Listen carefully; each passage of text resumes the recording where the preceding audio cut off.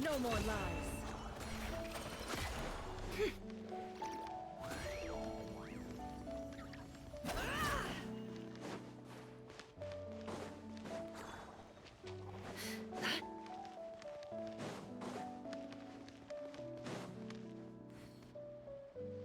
Oh, do you think the others are making good progress? Huh, hey look! They made it back as well! Flint's, Llama! How did it all go? All is well, thank you. Nefer and Yehoda had to stay at the curatorium to wrap things up, so they won't be joining us for now. I ran into Miss Anefa and Miss Aino on the way back. Their work is still in progress, so I suspect they won't be back for a while either. You seem rather cheerful today, Mr. Flint's. I certainly am. I achieved what I set out to do and came away with more than I bargained for.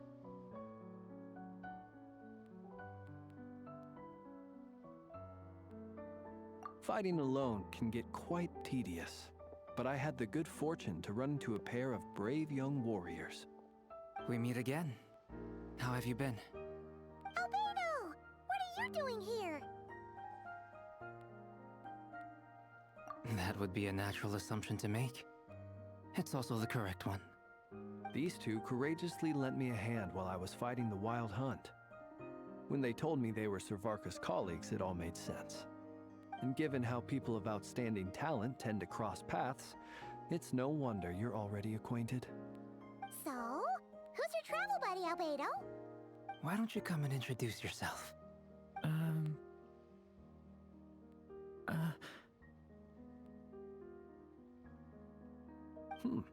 A gentleman of few words, I see, and a rather stern countenance. I presumed you were acquainted with him. It's nice to meet you. Again. We've technically met before. Wait a sec! You're... That's right. It's me. I'm glad to see you again. By the way, he says it's okay if you drop the mini. Yeah, I'm not as mini as I used to be. Interesting, isn't it? The first step towards blending into human society appears to be reflecting on whether one's name really reflects who they are. Wow! You look so different! In a good way, of course.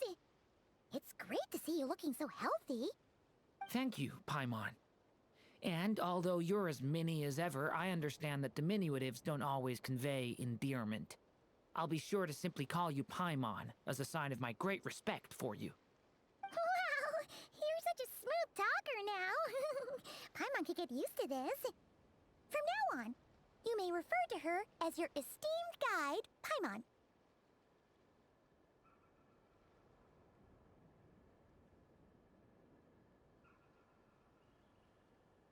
Personally, I think our little Paimon is the perfect size. When people call her Little Paimon, it's just because she's so adorable that they can't help themselves. If that's not a sign of endearment, what is? You're absolutely right, Miss Lauma. My brother still has a long road ahead of him when it comes to understanding human relationships. Anyway, speaking of long journeys, didn't Columbina, leave with you? How come she isn't back yet? She's been catching up with old friends. Wouldn't be surprised if she stopped for a cup of tea or 10 on the way back. Uh-oh. People are talking about me. Hope it's nothing negative. Judging from your expressions, I'm guessing... It's getting crowded here. No need. This is a job for an alchemist. Thank you for your hospitality, ladies and gentlemen, but I'll be meeting Sandrone shortly, as we still have some things to discuss. We really appreciate your help. Oh, come on. Spare the formalities. I understand. Oh, this place is hopping. It's probably a good thing one of us left. Otherwise, we might not fit all these people in. Are you saying we're about to run out of chairs? As a matter of fact, I am.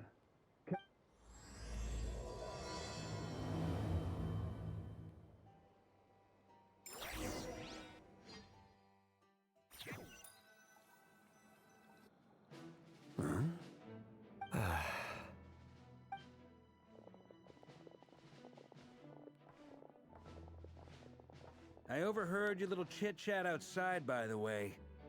With Miss Columbina's colleague gone, though, it looks like we have another new face. Someone else managed to rope in a colleague, too? Frankly, you and Paimon are the only people I know here. This here is Deanslip, colleague of Tibet's greatest guide, Paimon, and greatest adventurer, the Traveler. Well, When someone else jumps in to do the announcing, you know you're speaking. Let's hear what he has to say. Note to self. Once Paimon knows your name, the rest of the world will soon follow. when he comes looking for us, it's usually something important. Paimon's guessing you've heard about the Wild Hunt, then. From the looks of it, you're about to hold a meeting. If I were to say that the Wild Hunt... As the saying goes, the enemy of my enemy is my though I can't promise the same for everyone else. Hey, Albedo, think you can rustle up a couple... After all this time apart, Grandmaster Varka's first order is to rustle up a couple more chairs. Is he being sarcastic? Hey, he's your brother. Why are you asking us? I've still got a lot to learn about the nuances of human conversation. Trying to decipher Albedo's way of speaking has been like jumping in at the deep end. Oh, good point. Paimon gets you now. Don't sweat it. There are people who go their whole lives without getting the hang of it. You're ahead of the game already. I wonder what's taking Nefer so long. Perhaps you should go and check in with her. If anyone can hurry her along, it's you. I just got back from the curatorium. Besides, Miss Nefer doesn't strike me as the type to share secrets. And since gathering intel is under such circumstances, oh, but it's fine for me to impose. what can I say? You have an unrivaled ability to garner people's affection, Miss Moonchanter. Besides, you have far more in common with her than I do. All right then. Impressive. She barely fought back at all. I admire your powers of persuasion, my friend. As I'm sure Miss Lauma will realize soon enough, the trick in life is to always pitch in with other people's responsibilities so that you can be selective with your own. Another trick is to simply hide in the background. Spoken like a true sage. Anyway, looks like we've got some time to kill before the meeting. Feel free to chat amongst yourselves. We'll get down to...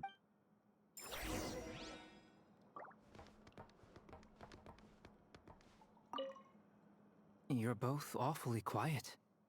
Why don't I... Have either of you ever had your portrait painted? That sounds like a lovely idea. I dabble occasionally. He's an excellent painter. Tables, chairs, people... I'm flattered. If I ever get the chance. I'll bear that in mind. Oh, I'd be fine with anything. Whatever style feels best to you. Very well. Then You can replicate any style I want. I can try. If you... Thank you. In that...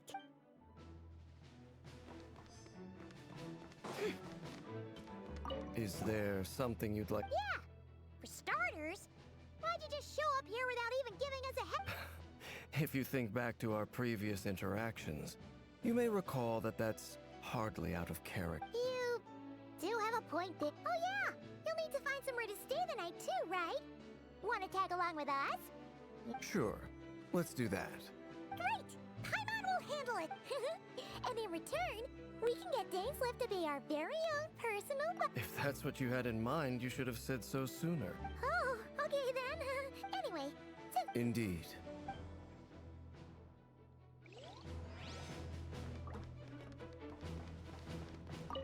Truth be told, I can't remember the... You're not alone there, my friend. The light keep... I don't doubt that. I've only ever met two Ratniki, one being... Itlua's a good apple. I'll give him that. He's kind, on... So you're what? A fake Ratnik? That's what it said.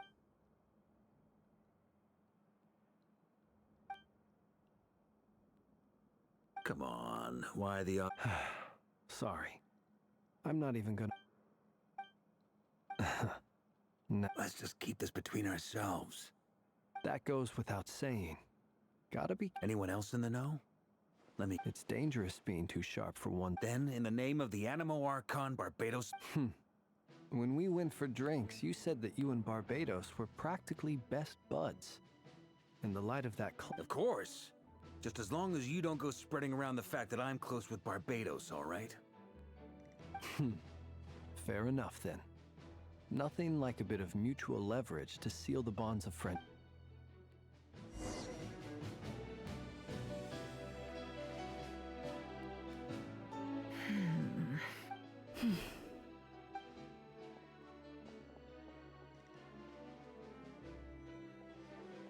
Ah, Miss Nefer. You made it after all. But what about Yehoda? I'm here to give you an update on how things are going on our end. Once this is over, I'll be heading straight back to continue my work. I left Yehoda back at the curatorium to watch over things while I'm gone. Huh. So much for just this once.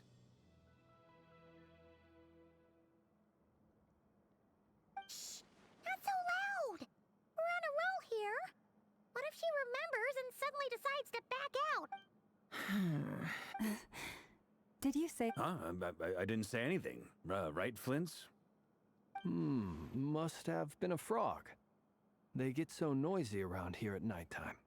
It's like they're putting on a concert in the background. Anyway, before we begin, there's a few introductions to make. Let me start by saying that it's an honor to be speaking before so many distinguished colleagues and collaborators. First up, we have Miss Lauma. As Moon Chanter, she's the leader of the Frost Moon Scions, a local religious community. Nefer is leading the investigation into Rerer's background, assisted by Yehoda and Lauma. From the little I've heard, they're making some great progress. Over here, we have Mr. Flintz, a Ratnik and guardian of the abandoned lighthouse. In our last operation, for those of you who've never met, this is Mr. Albedo, a renowned alchemist and captain of the Knights of Favonius investigation team. Next up, we have the Moon Maiden and former Fatui Harbinger, Miss Columbina. Then we have the Traveler, who's earned more titles than I could possibly hope to list out, so I'll spare you the rundown. And Paimon, the ultimate travel Whoa! That's a lot of people! Great turnout! Miss Nefer, it looks like you might have another job coming your way. So, congratulations on the booming business. You think I haven't got enough on my hands as it is? Who's looking for me now? That would be me, Miss Nefer. I have a commission for you. And you are? Who I am doesn't matter right now. What does matter is that I'd like you to gather more intelligence about the Recher of Solnari. Well, it's not as if we never take on anonymous commissions. But in your case, I'll have to decline. I'm gonna take a wild guess and say your job's probably more hassle than it's worth. Something about you seems like bad news. It's my eyes, isn't it? Conrian, I assume. And what's with the mask? Are you trying to hide your identity? In any case, the fact that you're even still alive raises an awful lot of questions for me. My name is Dainsleif. And yes, I am from Conria. As I'm sure you're aware, the Recher of Solnari's real name is Rerir. He was once an acquaintance of mine. Really? Then you must have been quite an influential figure yourself. You flatter me, but none of that matters anymore. My point was simply to clarify why I have asked Miss Nefer to investigate Rerir's background. So you're both from Conria, and it sounds like you used to be friends? What am I missing here? Surely you already know how he became one of the Five Sinners. I'll tell you everything I know. The history of Conria, the names and identities of the Five Sinners. I remember it all like it was yesterday. I have never spoken openly of this before. But the truth was exactly as people say. The Five Sinners were each driven by their own desires, and it was by playing upon these that the Abyss tempted them to their fall, tearing Conria apart in the process. The visionary, Vedafinir, who wished to foretell the future. The wise, Haroptatir, who sought limitless knowledge. Gold, Rhindaughter, who desired to create life. The foul, Surtologi, who pursued supreme strength. And last, but not least, Raker of Solnari, Rerir, Ravager of the Moon. Of the five, Rerir is the only one who remains a mystery to me. He never harbored grand ambitions. So what changed in the space of a single night? How did he come to fall like the others? In other words, you're saying that his change came as a shock to you, and you have no idea what actually happened? That's right. You mentioned how the Abyss tempted them, which led to their fall. But what did that look like in practice? And what other context can you give me about— Strangely, now that it comes to it, I hardly know where to begin. The fateful night took place during the era of the Eclipse Dynasty. One day, my elder brother, the visionary, Vedifenir, was summoned to the palace by the Vinster King, only for the king to gouge out his eyes and cast him into the dungeon. When I came to hear of this, my fury knew no bounds. Centuries on, the memories of that night still haunt me. But then, I was betrayed. Even Vedifenir, the very person I had come to rescue, abandoned me and partook of the Abyss's power. So, it's personal after all. Then tell me, Mr. Dane. I cannot say what price would be worthy of such a commission. But know this. Rerir was not always a madman. Believe it or not, there was a time when he was just an ordinary man, working for the Conrian Intelligence Service. Uncovering the truth of Rerir's past is the only way to unravel this mystery. But before you— Sounds pretty good to me. Feels like we just flagged down. Can I borrow your halo? It could be useful. Hey, enough with the wisecracks! Besides, isn't that lamp of yours bright enough already? Relax. It was meant to be a compliment. If that was— I'll give your proposal some serious thought, Mr. Dainsleif. Before that, there's a few...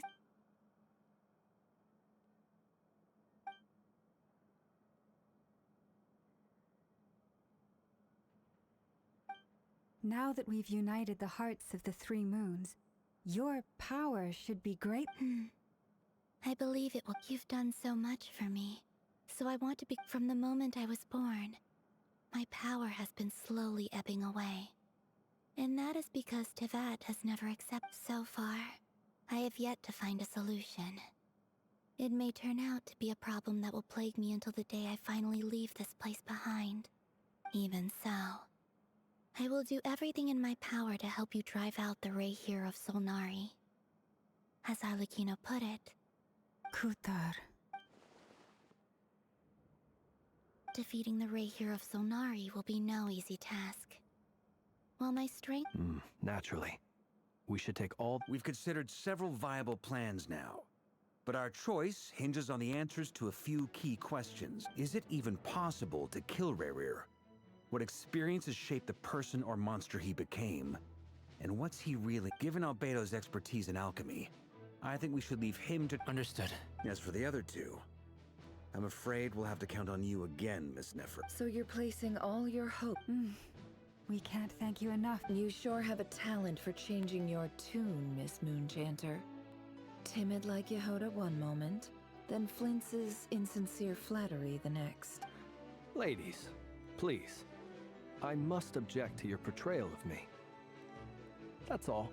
Feel free to keep bickering. Just pretend I'm not here. I almost don't want to leave this room. I'm curious to see how this plays out. I have faith in you, Miss Nefer. Something tells— Oh? And what makes you so sure of that? This isn't about the money. I can sense that you've got a deep-seated distaste for— Look at them getting along so well. Like two peas in a pod. And I'm the one they accuse of insincere flattery. There is no justice. Miss Lauma, you have to understand something. Is that right? Well, maybe the fact that I'm willing to put my hopes in other people says more about me than you. Anyway, we've got our Mr. Dainsleif, let's talk. And Traveler, once we're finished, if you've nothing else planned, This whole experience is teaching me a lot. For instance, I now know that when other issues come up in the future, I'll have far more luck getting Lauma to convince Miss Nefer than trying to do it myself. Hate to say it, friend, but that's one of the... Why? You think I've... Quite the opposite. But what makes it so...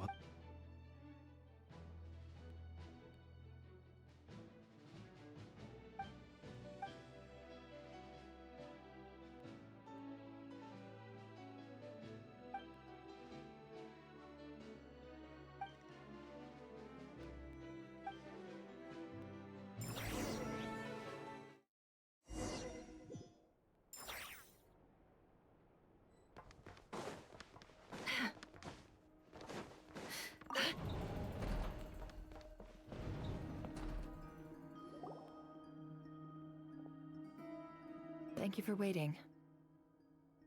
It's okay. We actually used the time to help Dainsliff get a room at the hotel. That's very considerate of you. Now, I trust you share my curiosity about Rerir's past, and you seem fairly we spoke at some length after the meeting. He was the one who suggested I should invite you to join. Dane has a lot of faith in us, that's for sure. Likewise.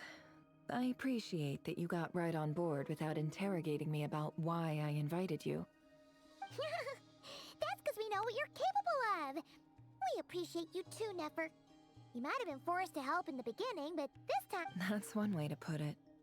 Another is this, that once a decision's... Alright, so here's how it is. I'm going to access Rerir's thoughts again using my The reason I've gathered you all here is to ensure my safety during the proceedings. I plan for us to enter the fragment of his consciousness together, and once inside, think of this as a diving expedition into someone's brain. If I'm the diver, you are my safety equipment, tasked with keeping me alive while I'm under the surface. Once the ceremony begins, we will all be spying on privileged information. But in the interests of safety, you must remain absolutely... Lastly, any individuals of a weaker constitution are advised...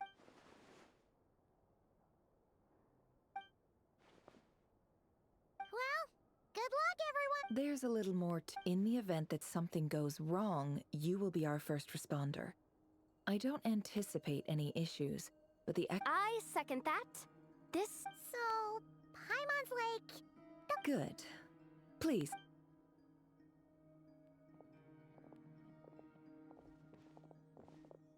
So, did Mr. Dainsliff tell you anything else? He told me that he believes Rerir kept some big secrets in his life. He's not sure that they were the cause of his... But surely you're not planning to go through with this. If you think that, you'd be overestimating me. I'm a business, but I do have my own professional reasons for taking this job.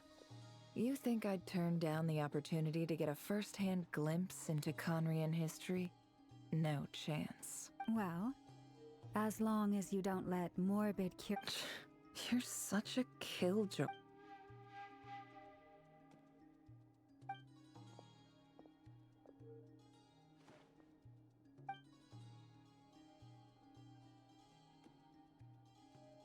All right, I'm all set over here too.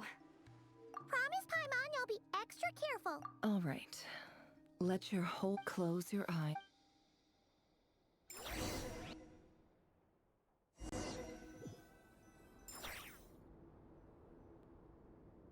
Phew.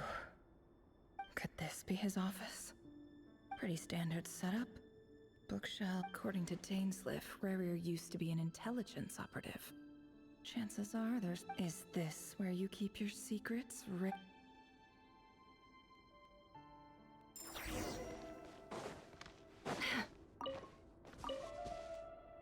Wonder what kind of encryption technique this is.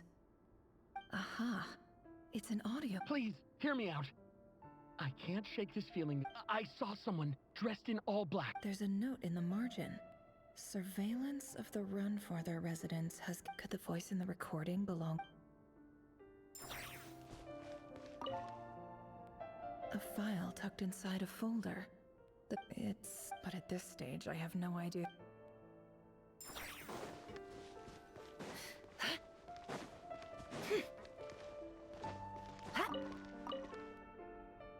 Bookshelves full of documents. Looks like these are all. The Crimson Moon Dynasty preceded the eclipse. Yep. Like.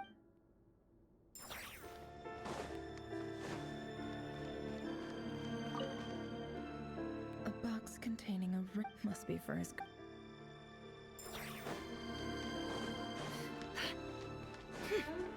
He looks even gloomier than last time.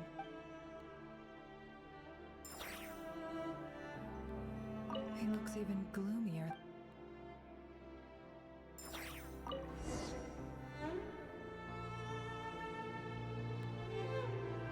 Today's files are in. Male, 51. Occupation, cook. Confirmed crimson neutralized. This one should be archived under purged target.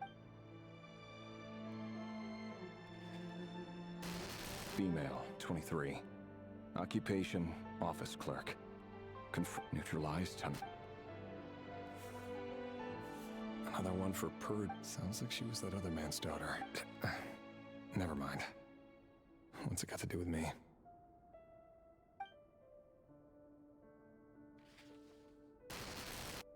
Male, 40. Occupation, teacher. Confirmed Crimson Moon descendant. Has been neutralized. Just another nobody for the archive. Come to think of it, I remember surveilling this man. A case like his never would have been considered a priority in the... Female, 16. Occupation, none. Neutralized. Filed. I have no recollection of this girl. None. Female, 13. Occupation, none. Neutralized. Filed.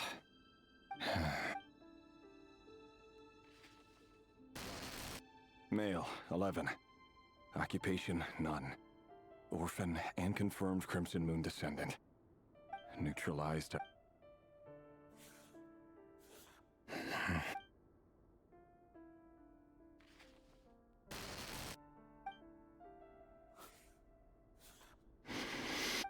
It's funny, isn't it?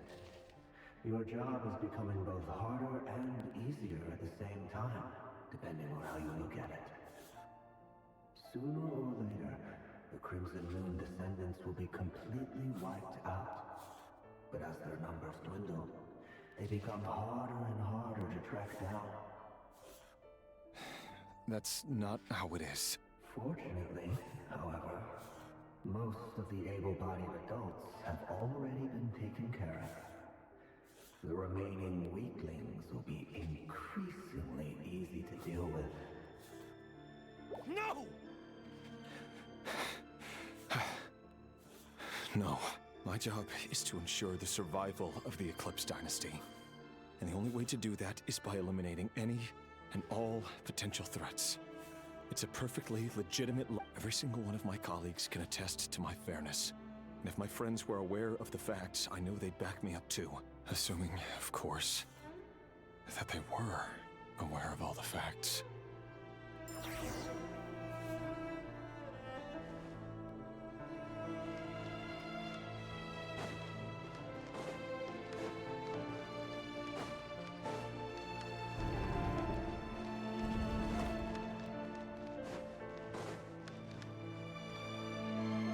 Mr. Vedifalnir? It's been quite some... Revir, I trust you're here... Forgive me. I wasn't tuning out, it's just, I noticed you didn't even phrase that as a question. As if you... Tell me. Does someone in your position ever feel the need to ask questions at all? It is indeed within my power to foresee certain things. Things like your arrival. I was just thinking. It won't be long before I'll be inviting both you and Dane to my wedding. That isn't a lie, but nor is it a fact as such. It's a wish, isn't it? No fooling. Ever since that day we met for drinks, I knew it was only a matter of time before you came looking for me. Does it feel good?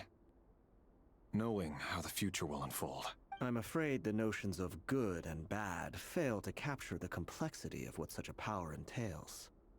Once you've seen what will come to pass, it can be all too easy to succumb to fear and melancholy. Unless, of course, you fear my silence, and long to hear the words I left unspoken that day. That's right. You must have noticed my reluctance to broach the subject, and the reason is simple. Because the burden of prophecy was never meant for your shoulders. So who exactly do you deem worthy to hear your prophecies? None but our exalted king? Or rather, our king as he once was. You're closer to his majesty than I am. You must know better. You say that as though it is to my benefit. Yet precisely because of that, I dare not speak rashly. A king... You are so wise and far... You make a fair point. Especially given my silence alone was all it took to send you spiraling downwards. Very well then. Let me offer you some advice. And I say this not as a prophet or a visionary, but simply as the brother of your friend. For many reasons, there is very little chance of your marriage ending in happiness. If happiness is what you seek, you should find another fiancé. Hold on. There's that same black fog again. Could this memory belong to Thelindis? Guess I better tread carefully.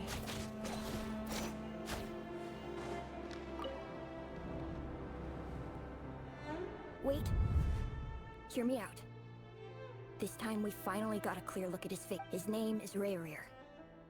What? A cruel irony, isn't it? The man you're set to marry leads a double life as a brutal execution. Why are you telling me? Simple. I want you to kill him. You are the only person he would never suspect. No, absolutely not. I would never dream of... So you'll just stand by and watch him slaughter us to the last.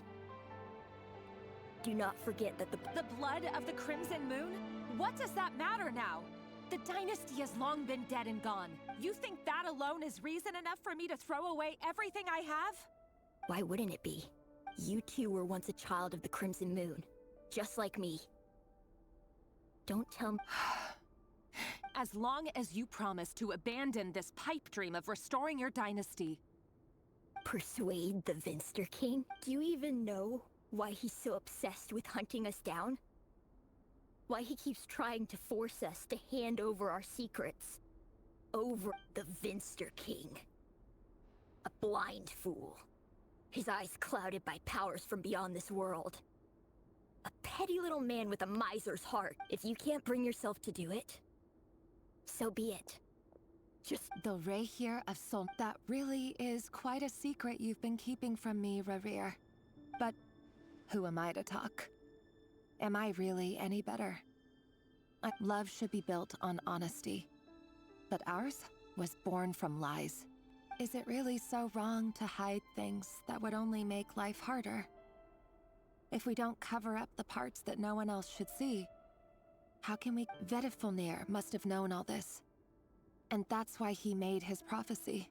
But I won't just sit by and watch this disaster unfold. I'll do everything in my power to protect what, no matter who I have to face.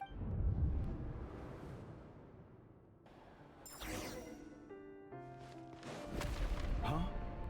Was that Rayrir who just walked past the window? Doesn't it give you the chills that he still takes the same road to work every day? As if nothing ever happened. Those people at the deli. Enough already. They're clearly pretty taken by their own disguises, so just smile and play along. Pull the rug from under beasts like that, and you'll risk having your throat torn out. Deli? Oh. They're talking about those people from the opposition. Right. I'd almost forgotten they used to run a deli. People of no consequence always vanish so easily. And no one even remembers them.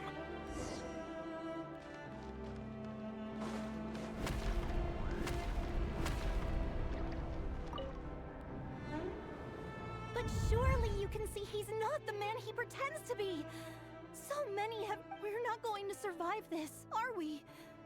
But why does it have to... Felindis! Are you even listening? Sorry, Freether. My mom... I heard you, though. You're talking about... He's just following the King's orders. He's a secret agent, and it's his job to hunt down rebels and dissidents. By the time you first met him, he'd already taken lives. Maybe he was... No.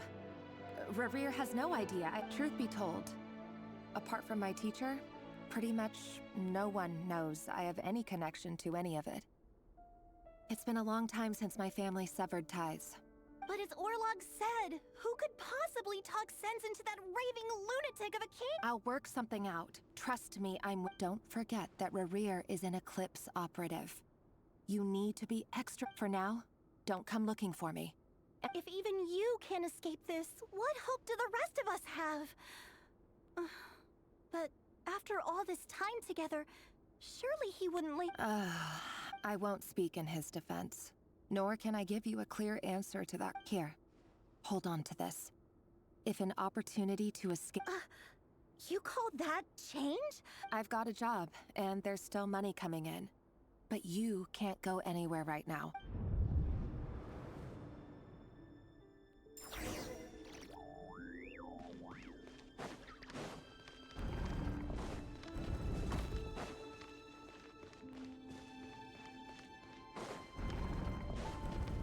Another day, another round of assassination training.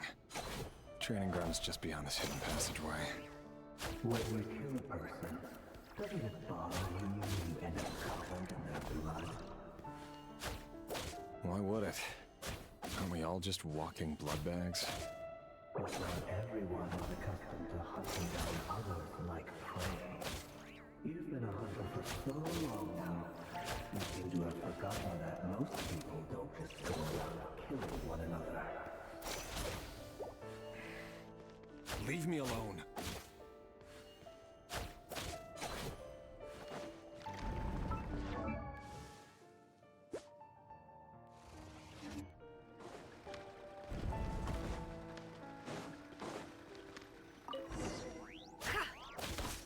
Make sure you have a firm grip on the handle.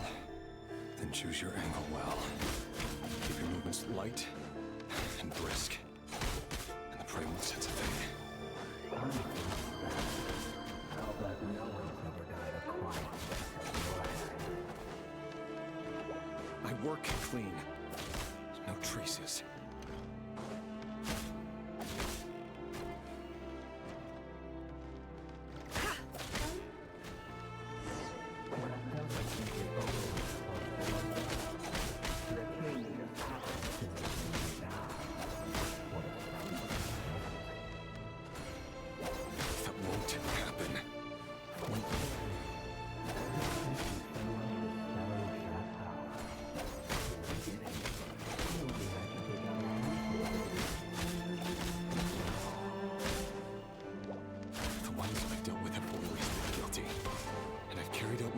Flawlessly.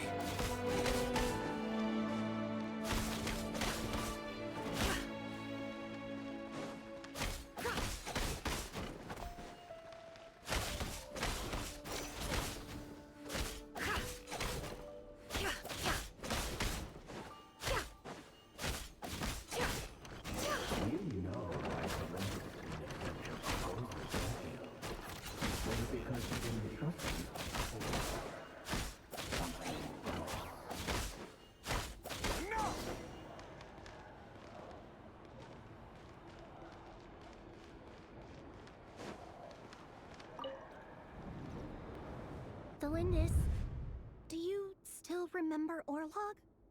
Orlog? The boy who was pretending to sell flowers. Yes, we did. What about him? He was arrested to... I just don't get it! After everything he's done, why? Or does it mean nothing to you that people keep dying? No, that's not... I need to go now, Felindis. They're looking for us. You take care too. If you ever need a place to hide.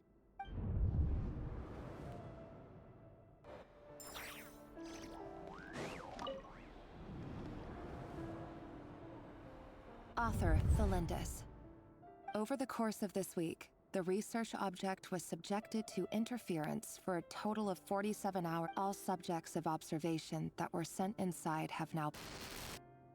The situation... No progress. What things are getting worse by the day. But... if all this research comes to nothing, what then? But... could he really bring himself to kill me? No. Surely he wouldn't...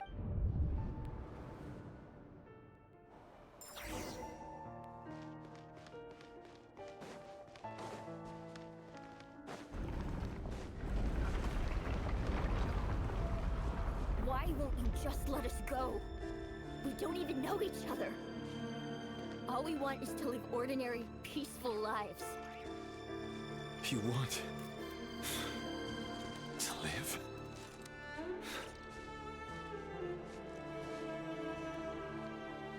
Yes. I just want to go on living. Is that really such an unforgivable crime?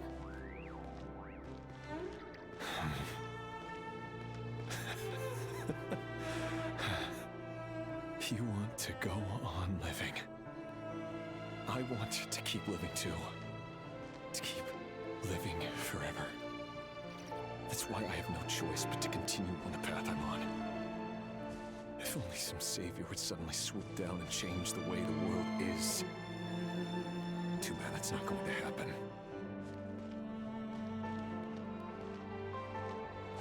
Imagine that. If there really were such a person, you and I wouldn't be standing here like this, would we?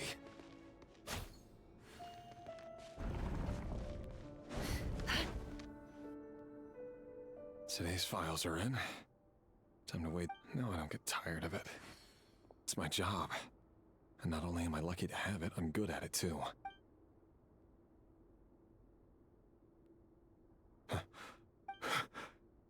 Thelindis? No. No. Why? But you bear no mark of the Crimson Moon. How could you possibly have anything to do with them? A diluted bloodline. What a fool I've been. Numbing myself with Irminsul. Finster King! How far are you going to take this? From the direct bloodline to secondary offshoots? And then what? Today it's the descendants of the Crimson Moon. Who will it be tomorrow? Will you not rest until everyone down here is dead? No. This cannot go on. This is where it ends.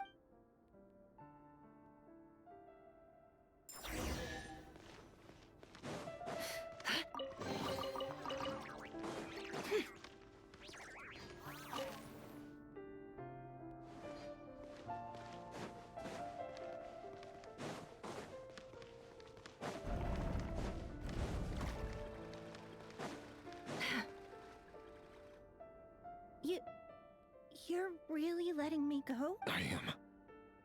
As long as you can guarantee. Don't worry, I'll be extra careful, but... if you let me go, you won't be able to Good point. No, please! I just want to see the outside world again. Go on living? Yes. I know you're... If I let you leave, what will become of me? But remember, don't let anyone know you were caught. We'll be seeing each other again very soon. Even shadows in the dark must live by a code. But you can't save everyone. You've been whispering in my ear for days now, Vedifilnir. What are you trying to do? Break me down? I only say this because you long for an answer to your problems. Let her go, Rerir, or you risk losing everything. I will not abandon... Then you'll need a little more vigilance and a lot more power. The world is changing, Rerir. Keep your eyes peeled for your moment of opportunity. That voice used to be so unclear. But now, he won't tell me how to actually resolve any of this, but he keeps trying to tell me then? What will this moment of opportunity look like? And... no. So, the Eclipse Dynasty was purging, well, massacring the descendants of the Crimson. The king's obsession with abyssal power left the future of Conria hanging in the balance. No one, and it looks like this Thelindis, Rerir's would-be fiancé, herself. It almost defies belief that a couple like them could hide the truth from each other for so long. If the Vinster King hadn't intervened, and why does Vedderfanir, Daneslif's older brother, keep talking in Rerir's head? The human mind is like a vast desert of shifting sands. When you follow the flow of some time for something, we've been inside. There's already enough clues on the board to start reading between the lines and mapping it. Now, we can finally begin to put the pieces together. Sure, it'll only be a reconstruction, part simulation, part reason. Once we've built up a cognitive profile, we just need to cross-check the logic behind his actions. And then we'll be able to take a sneak peek at whatever it is that Rerir has really been...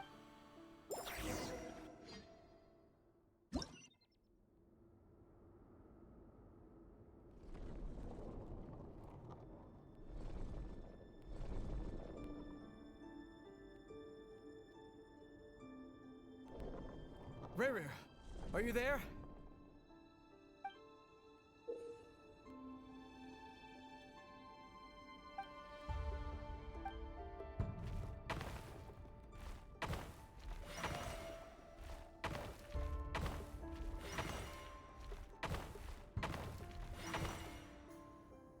Hey, Rerir! Come out! Dane?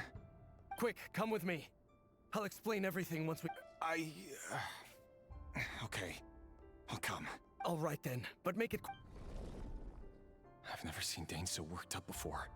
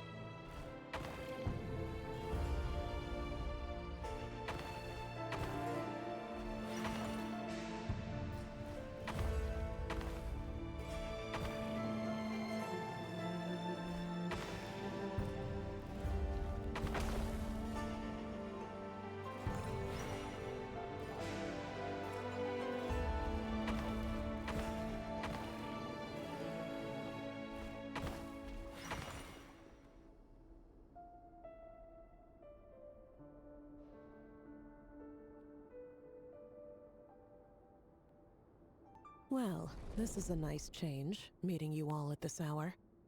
When men and women of ambition can speak face to face in broad... Don't be ridiculous.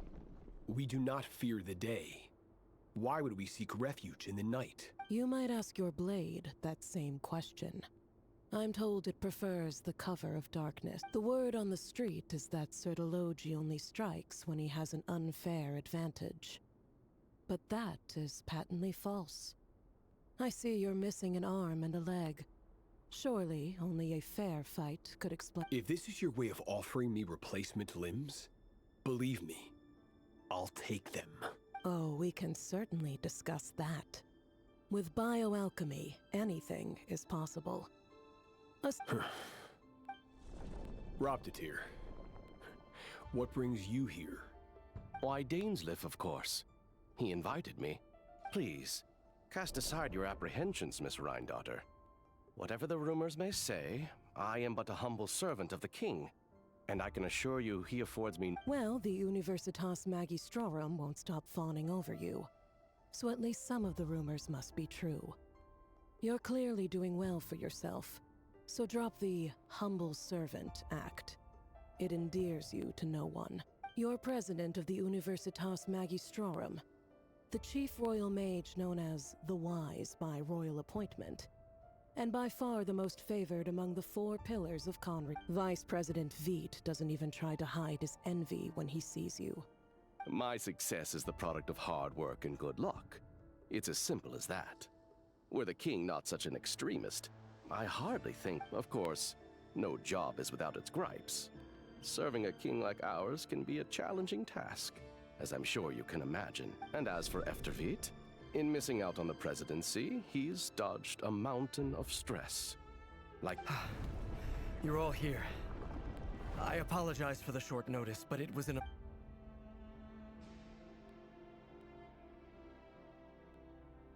You must be Rerir. Mr. Sertologi. Yes, I handled your case file during your sentencing. You're clearly a person of substance if you've been invited here. But Dainsleif, you'd better have a... It's my brother, Vedalfenir. After he spoke at the court this morning, the king was so infuriated by his words that he had him blinded in both eyes and thrown in prison. Vedalfenir in prison? Strange. I thought the king... Does this mean the king's circle of trust just got even smaller? It has nothing to do with trust. It's about what the king wants, which is as clear as day to anyone paying attention. I simply appease him, because it's in the best interests of the Universitas Magistrorum. And also because you're slimy. Vedalfenir, perhaps less so. But still, a visionless visionary? It rather inclines me to think that qualifications are not what get you ahead in Conria. Do you honestly think this is an important discussion to be having? Dane, what do you plan? Rescue Vedalfenir, I assume. Correct. It will mean storming the palace by force. That's far too dangerous. And don't forget, Dainsleif, you're captain of the Royal Guard. You swore... You've been planning this for a while. I have no desire to commit treason. But whatever critique the king may have of Vedalfenir, disfiguring your most loyal subject for putting the best interests of his court and nation first, this is not the conduct of a wise ruler. My blade will force the king to see the error of his ways. So, Vedalfenir's prophecy enraged the king. I'm sure it wasn't what he wanted to hear, but if he won't take counsel even from the visionary, that is deeply troubling news. The extent of His Majesty's madness is now all too clear. The question... You have noble ambitions, Dane. But I'm afraid they don't do much for a guy like me. I'm not interested... A letter of pardon? The chances of the Vinster King issuing a pardon for anyone connected to the Crimson Moon seem vanishingly slim.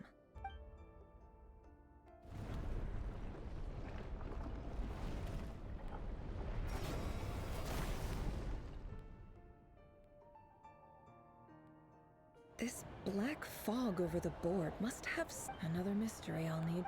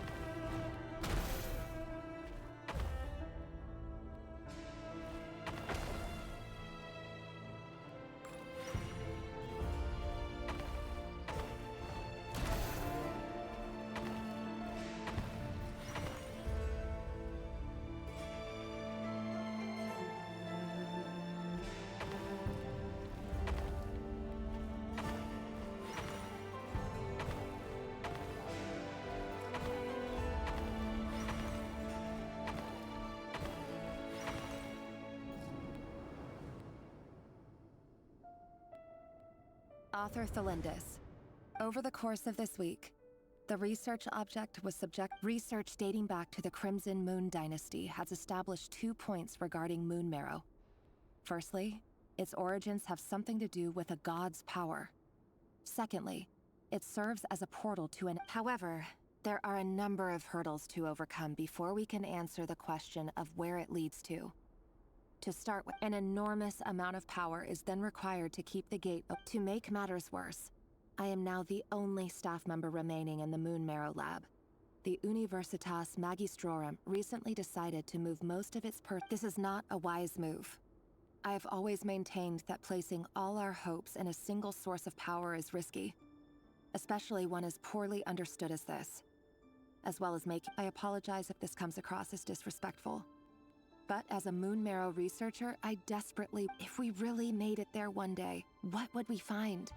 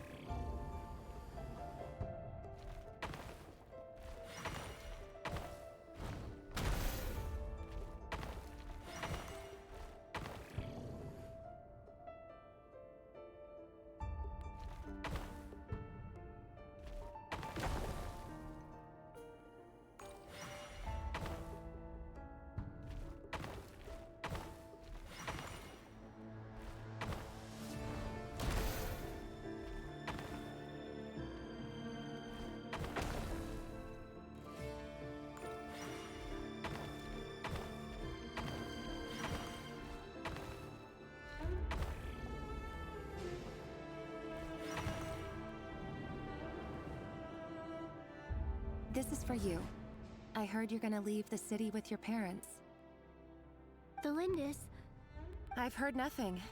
Rerir got back. You never saw him, and I don't know what he did. And this conversation never happened. You understand? What if he finds out that you pried into his... Don't be silly. I don't know what secrets he does or doesn't have. All I know is he's just... Are you scared of him? I don't know.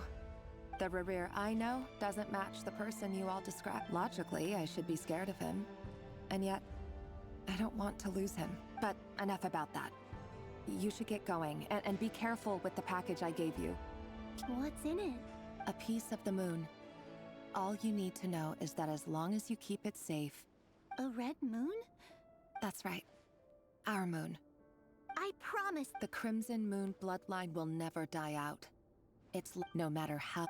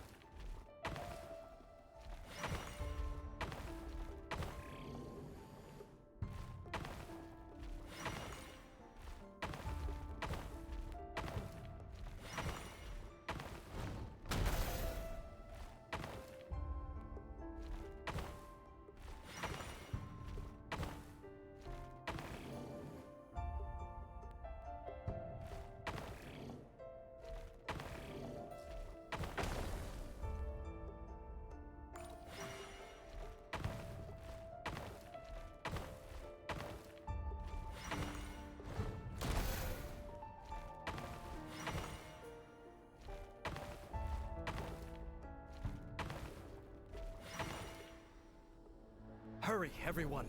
and stick to the plan. Sir Dainsleif, what are you? Is this treason?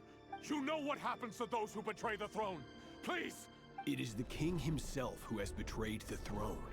He has betrayed all of Conrad. If you have any love left for justice in your heart, you should join me. It's showtime. Dane and his group will handle the troops in the palace. Then Hraptatir and Rheindotter will disarm the My job is to enter the prison and stay safe. Wish me... Look after my brother. Draw your blade.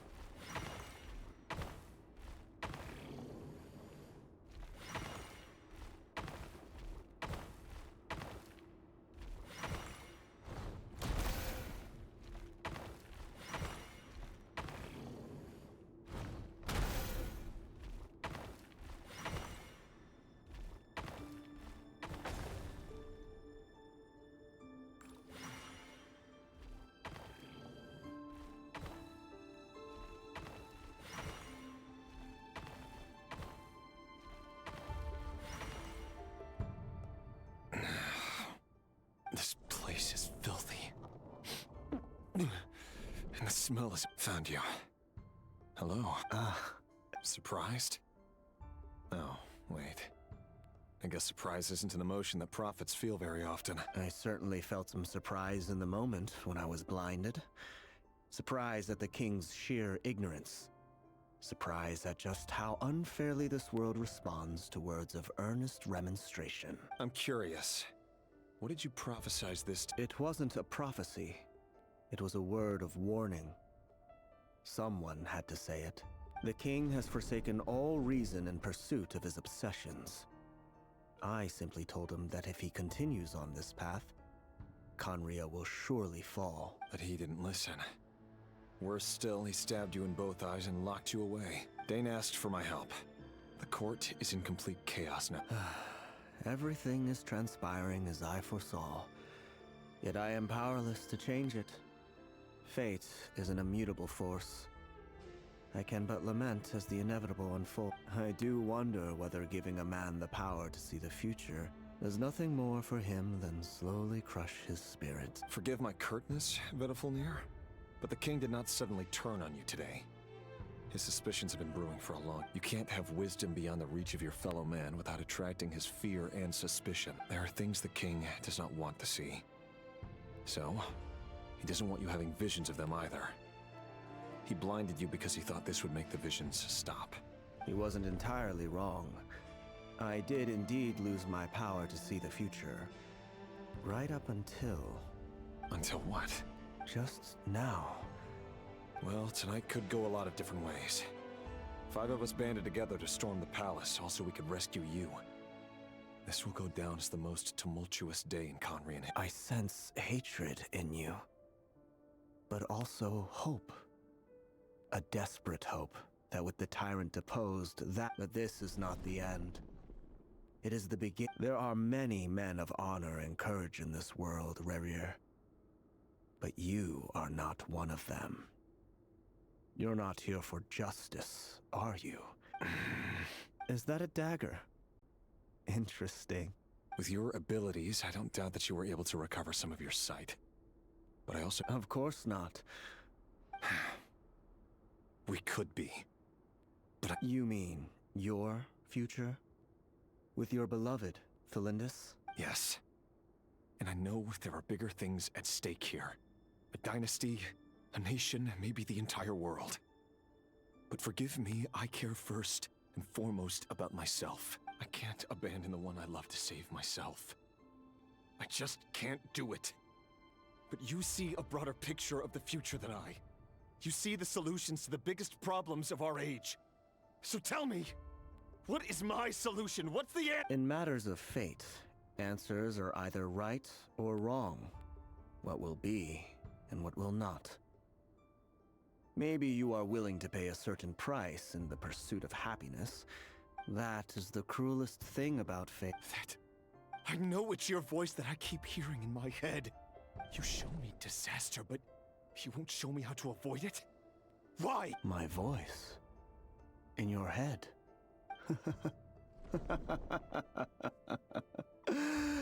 So, you hear it too? The voice that steals your mind, gains your trust, and drives you crazy. It turns out that we are not so different, you and I. Vedifulnir just broke into the strangest smile I've ever seen in my life. As if he'd discovered some monument. Very well then. My advice to you is as follows. You must persevere. For as long as you live, your story with Thelindis shall not come to an end. That is the only chance you have of fighting back against fate. It is up to you whether you believe my words. Regardless, that is all I will. Thank you for setting me free. In return... Just then, a strange wave of energy. If I were you, I would head to the Universitas Magistrorum. The Universitas? I'm sure we'll be seeing each other again very soon, Rerir. Whatever Vedifulnir said, I didn't catch it. I didn't even...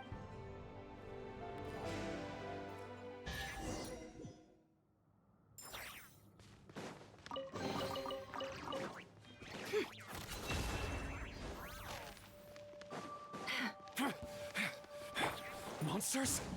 Is this Rhydonner's doing? Or the Universitas Magistrorum? Out of my way!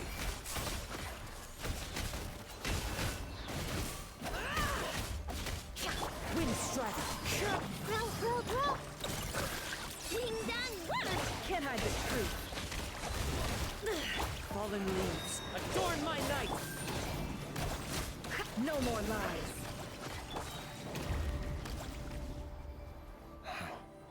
The Universitas. Allegedly, the king installed secret mechanisms in the palace and around this. But if they were ever gonna activate... Help! Help! Hold on! Don't let them anywhere near you! Save me! I can't! That sounded like an explosion. What other means does the king have at his disposal? They must run on... And given it's a major center of abyss research, anyone over at the Universitas will be in...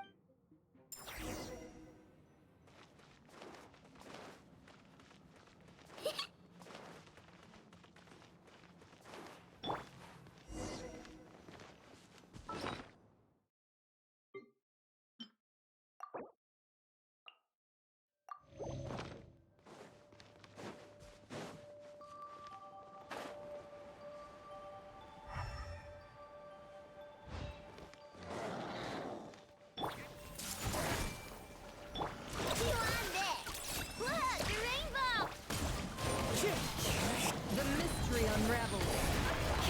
Can't hide the truth. Hey! Go claw! It all adds up. How farcical. Seek within. Can't hide the truth. Everyone hold hands! Ding dong water ball! The Temple of Wisdom! Let's see what you're made of.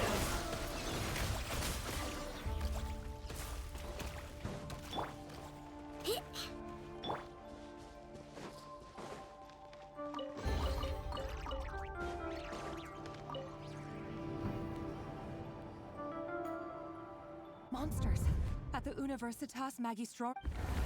Oh no. It's no use. The table won't hold out much longer. Of course. All the lab equipment was upgraded after. I'm done for. Ah! Stay back!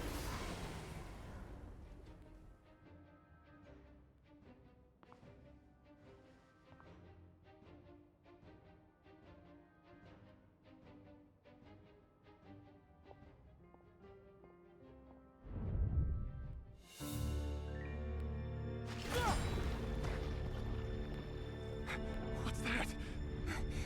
Reverie. So the rumors about your work are true. What? No! Listen, something happened at the palace tonight. We have to leave! You don't need to lie to me anymore. What do you mean? I know why you're worried, and I will respect the decision you've made.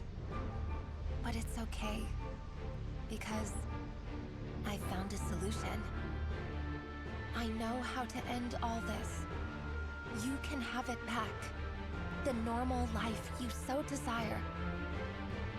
But until then, I'm afraid our wedding will have to wait. Cylindus? No, don't do it! Cylindus! Cylindus!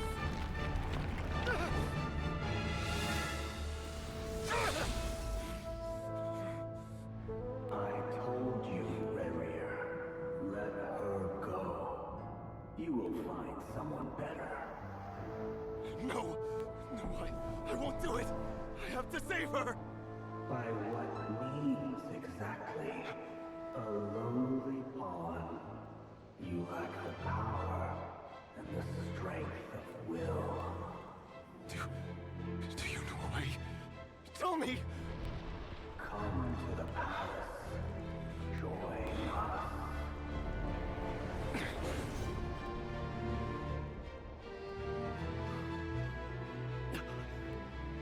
Reverie, thank goodness we...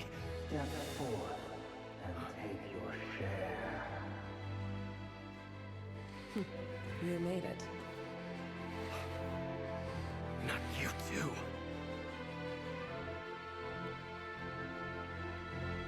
Hatred or grief, despair, desire. We all have our own.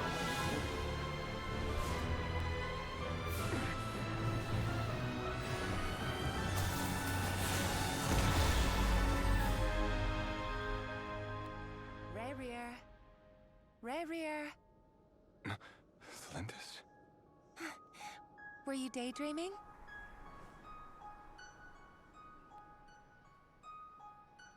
You still remember, Reverie?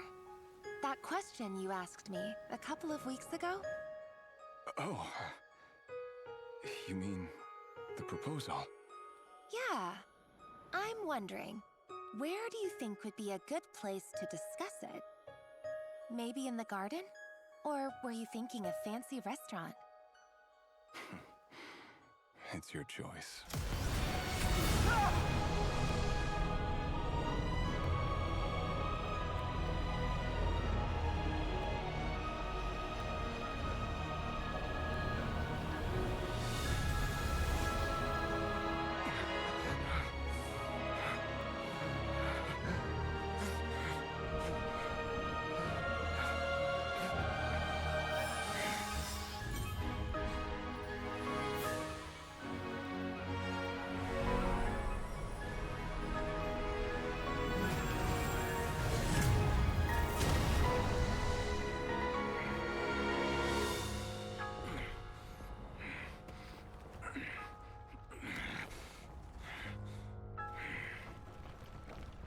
I will find you. And then... you can give me your answer.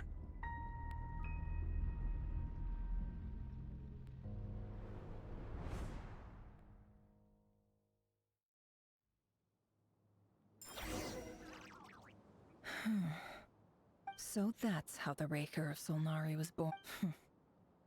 A monster created by circumstance is a monster all the same. Viewing other people's thoughts for too long can get... In a nutshell, The story of Conria is what happens when the truth falls by the wayside. Everyone tells little white lies, and before long, you have a huge pack of lies that destroys everything. Time to get back. His past is filled with sorrow, but the tale of any fallen civilization is one of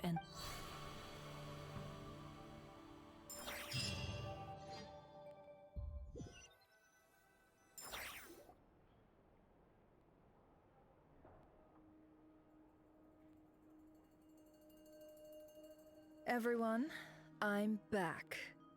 Never! How are you holding up? Feeling okay? She's fine. Yes, you will have seen the events of Rerir's life through my thoughts. It's now clear that he is just a regular nobody, driven by personal tragedy, as he said himself. I mostly agree. There's only so much we can know about him from his memories alone. However, I would not consider Rerir to be a nobody. He was deeply involved in the events of that era. Sounds to me like you're speaking in riddles again. Is this you, or... That's not what I meant. Although I do hope you choose to remain a part of the plan. Without you, Then try to remember that I respond better to the carrot than the stick. And I don't appreciate being bossed around. Now, as for you, Missy, you were excellent. You stuck to the rules of the ceremony and kept your... Cool! So, can you fill me in on the deets now? Most of what I saw went right over my head. Patience. You'll hear the whole story, don't you worry. But let's meet up with the others first. Yehoda? Yes, boss! That's more like it. Forgive my curiosity, but... what... It says I gotta do the annoying stuff that boss is too lazy to do for herself. Is that right? If something is in the contract, it's because she willingly agreed to it. Rest assured that the curate... In any case, I've hardly shied away from my share of the work today. Hope I don't catch Flints and Varka. There's nothing I dislike more than other people enjoying...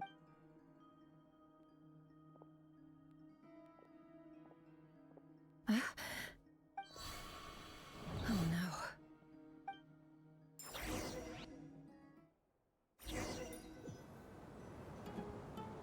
Sorry to disturb you, but we seem to have run into some trouble. Evidently so. Don't worry, I'm not about to leave you to fend for yourselves. I'm not that kind of boss. I'm sorry, what did you hear me say? I wasn't talking about... Wait. How long have I been standing here? Not long. You just appeared by the door a moment ago. Boss, what's wrong? We've been tricked. We never left at all. Somehow I hallucinated that whole... Hallucinated? But... How indeed. This place should heed my will alone. All thoughts and actions that occur in here are just a result of So you control everything in here? More or less. But yeah. Has anything like... Only once. It was the first time. Is there any similarity between what happened I suppose my thoughts are a little turbulent. Is there anything... The first clause of your contract clearly states that I only need your help with things that I'm... Meaning, you're not... Meaning, this is not something Yehoda can help with. The chest set is a personal treasure that I alone understand. I must be the one to find our way out of here. Boss, it's fine. Oh, listen to you. Whatever would I do without you, Yehoda? What? Yes, really. Where would I ever find another employee as obedient and servile as you? God forbid anything ever happens to you. Oh, okay.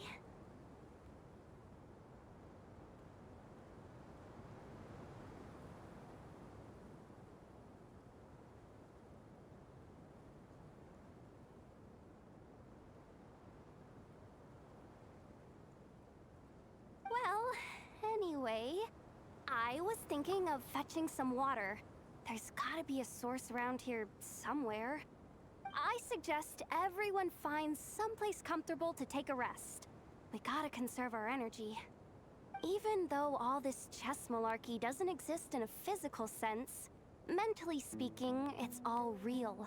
And so is our tiredness and fatigue. You don't want to dismiss mental fatigue. Just because it isn't physical doesn't mean it's any less serious. But anyway, I got your backs, so don't worry about a thing. Don't I have the best employees? Jealous much? If we can find a suitable time, I'd love to borrow Yehoda for a day to help out at the Frostmoon Scions. Would you be amenable to that, Boss Nefer? Oh, Lauma. Have I ever told you just how pretty you are? Beauty runs from the tips of your antlers to the depths of your imagination. Time to rally, everyone. Follow me. As we continue our journey, the same rules will apply. That means stay focused and no talking no matter what we encounter. And don't disturb the chess pieces. You have my word that I will get us all out of here.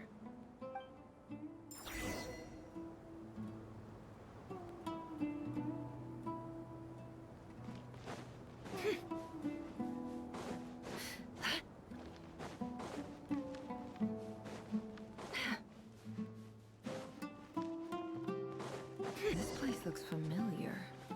That's not a good sign. There's I wasn't expecting visitors at this hour. Wait, is that? Oh, it's him. There you are. Sinue's been looking for you all day. I think he has some news for you. Oh yeah? What were you doing just now, Uncle Retinue? Hiding away some more loose change? I know I saw some Mora. What do you mean loose change? Oh, come on, I'm too old for this. Just pretend you saw nothing.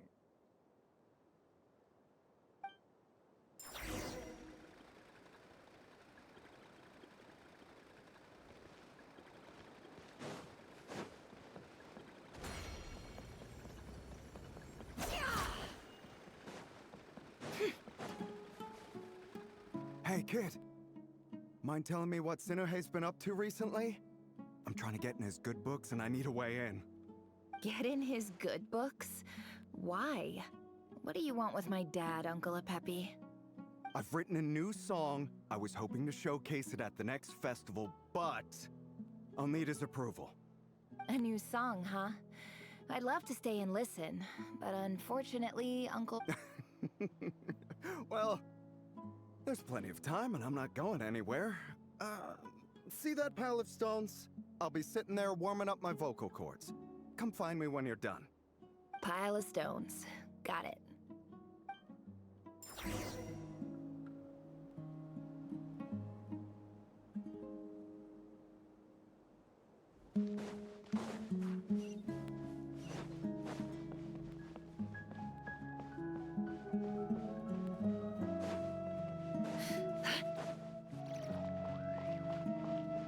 Hi, Dad. Uncle Retinue said you were looking for me. Ah, there's my little princess. If you'd gotten back just a little sooner, you could have shared the spoils of war with me. Spoils of war? Who were you fighting against, Dad? It was just a figure of speech. The aftermath of a sandstorm is no time to be waging war. I was talking about our war against thirst. I went out to fix our water supply problem, and now I'm back. Which means... We have a well again! That's right. I found a new one and brought back as much water as I could carry. It should last us for a good while. If it wasn't for these blasted sandstorms, our wells wouldn't be caving in. You wouldn't be spending all your time out searching for new water. As the chief of our tribe, I'm supposed to be leading us out of hardship and poverty, onto better things. You know how prosperous our ancestors were. I've told you all the stories. And look at us now, squeezed into these hovels. No one would choose this, if it wasn't for the endless wars over the years. But things are looking up. I started working with some folks from the academia a few months back. They gave me some contacts, in return for my assistance in the desert. So you're the Academia's helper now? Special ambassador, they call it. Think of it as a partnership. It's nothing bad, okay? We've been isolated here in the desert for too long. Seeking opportunities elsewhere is the best thing for us, and the fastest way to progress. So, do you get anything good out of being a special ambassador? Of course. My luck's improving all the time. One day, I swear I'm gonna lead us out of this place. We'll find somewhere new. Somewhere better.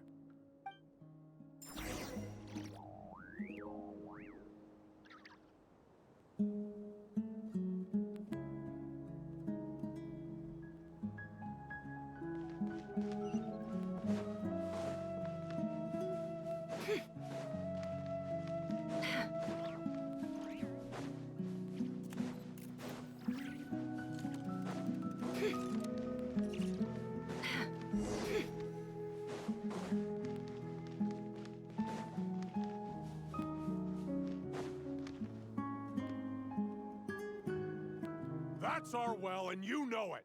You stole from us.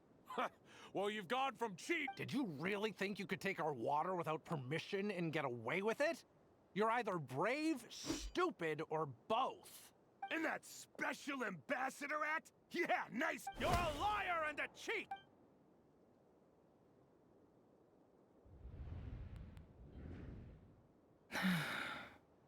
I heard Yehuda gasp, but I don't blame her. Most people are terrified by the sight of blood. Corpses strewn across the ground.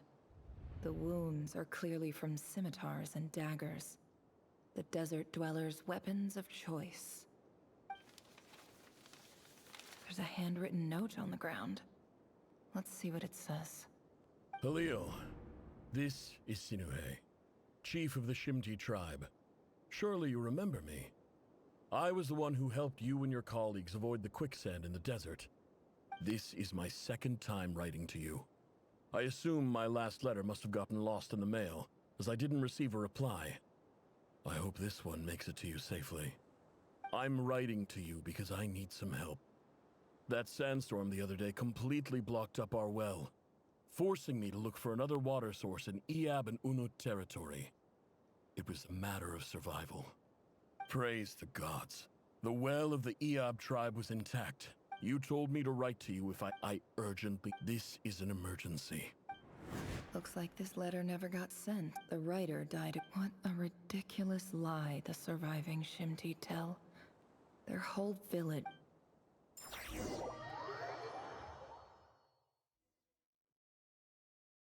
Ah, officer. Welcome. Welcome to our humble village. I thought you would at least have the courtesy to provide some respectable libations. This is the finest wine Aru village has to offer. I promise.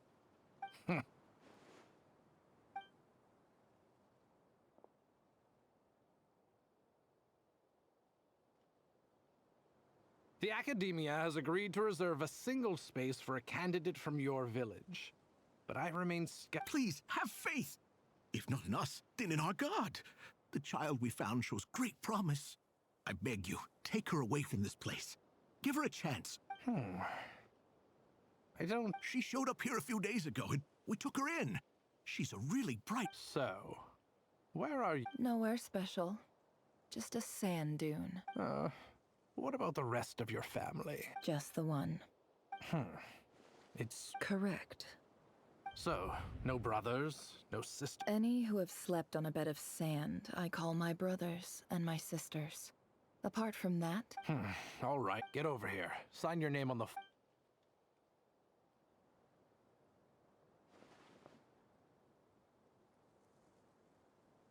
Never? You're rather fair-skinned for a desert dweller.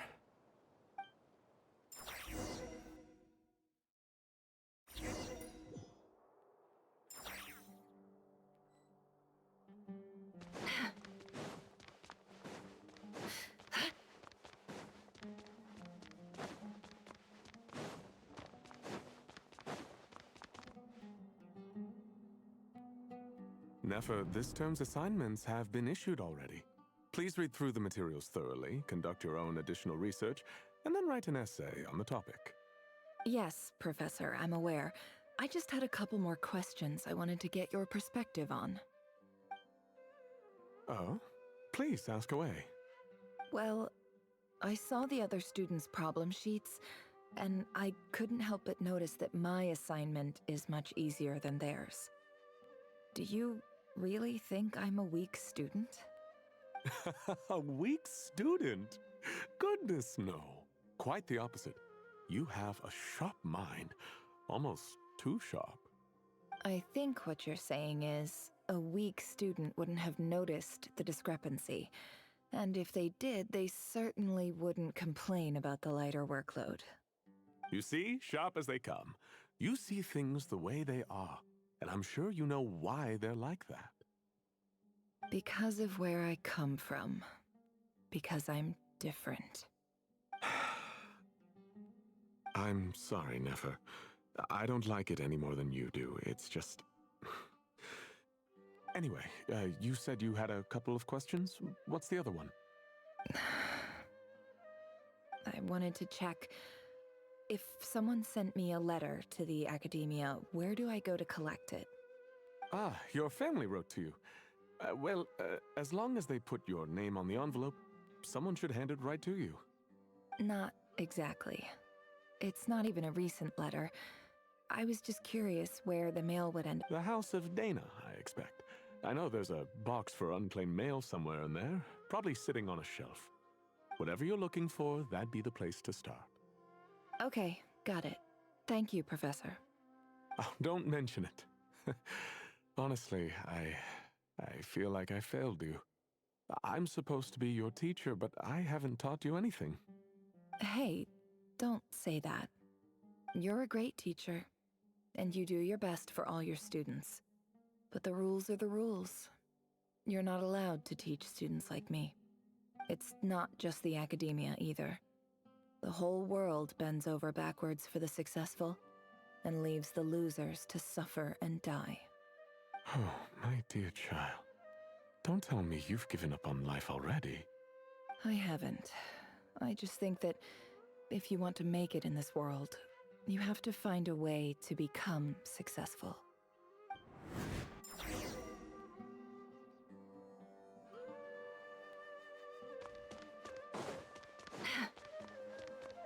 No more lies. Can't hide the truth.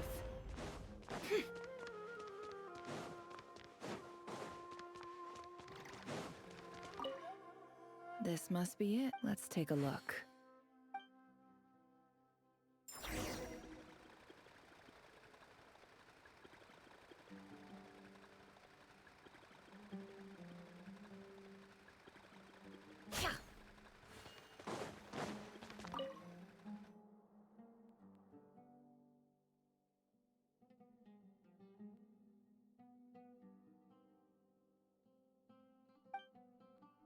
A dilapidation, sir. This one was never. Who was it addressed to?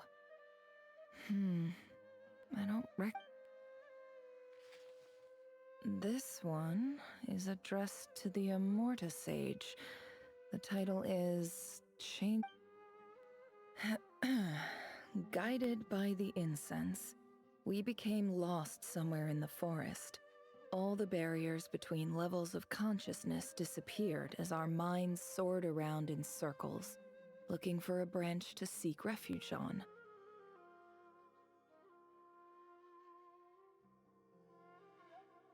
In clinical terms, these symptoms fit the description of incense poisoning. The Immorta Darshan strictly prohibits the use of hallucinogenic substances, but I believe, for example, my neighbor who always breaks out into song and dance after using incense.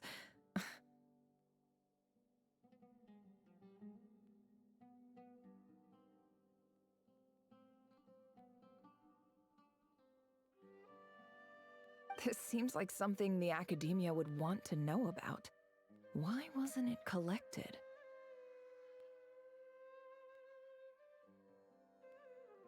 Wait, What's this written on the back? The note says, the sender authored this letter while under the influence of mushrooms. I would send it back.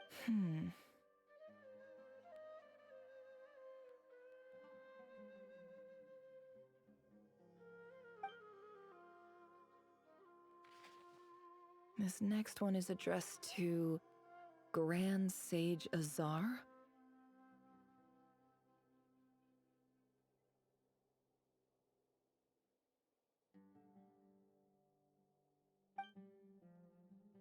A few words of protest regarding recent changes in Sumeru's educational policy.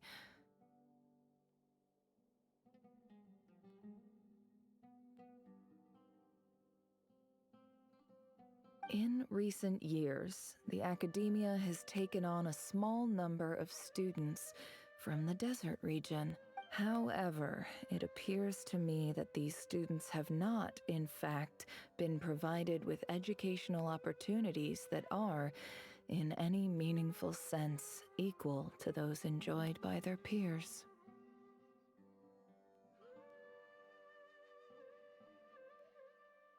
As well as receiving dumbed-down assignments and perfunctory tutoring, they do not even have full access to the Akasha system.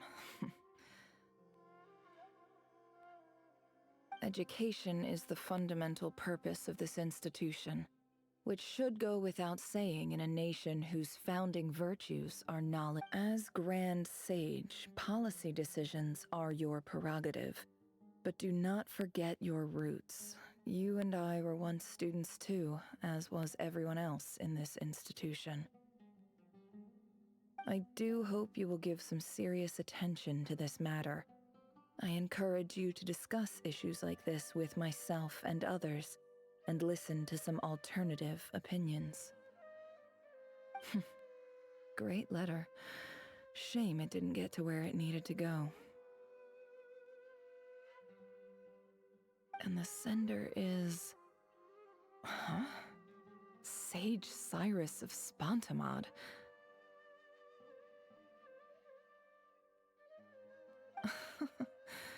I didn't realize anyone else even knew how bad students like me have it in this place. So this is where letters from the Sage of Spontamod end up? Nice one, Grand Sage. Really enlightened leadership.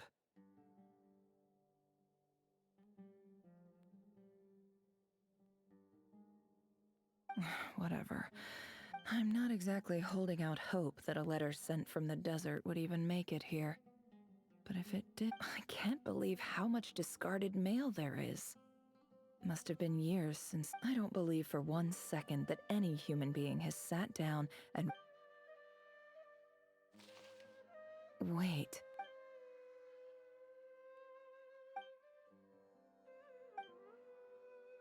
Greetings, Halil. My name is Sinue, chief of the Shimti tribe. I don't know how well you remember it now, but I brought you to safety. And in my tribe, the Shimti tribe lives up. This brings me to my reason for writing. There was a terrible sandstorm. The Eob and Unut are descended from the Thamudians. While we trace our... I found a well belonging to the Eob tribe. They declined to help us, but I really had no other option. So when we met, you wish... That aside, the last time you... We have next to no reason. From the outset, the academia never took you seriously. Those things they promised were... And you were so emphatic that your luck had finally changed for the better. You swore you'd lead us to a better place one day. You spoke with such... You liar. You lied about and who fell for it? Just me, by the looks of it. Which makes you a I think I'll take over from here.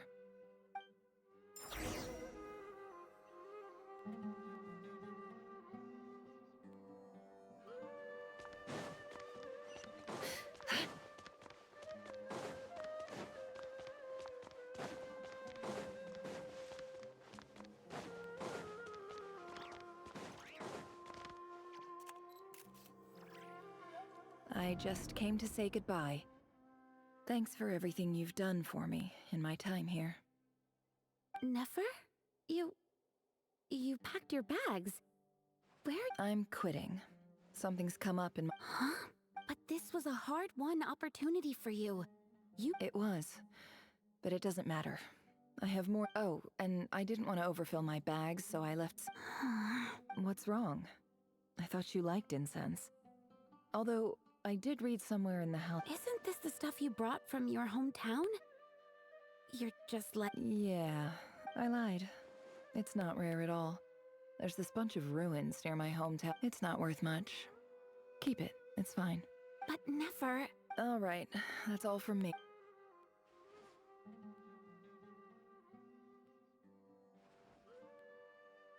Don't forget me, okay? I mean, we're more than just classmates, right? We're friends.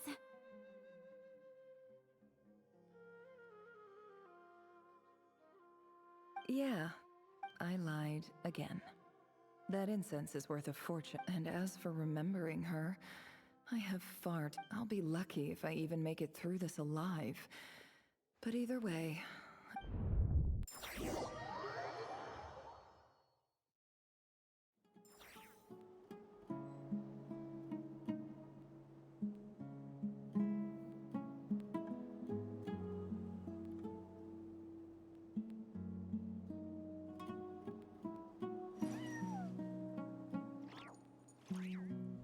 No more lies.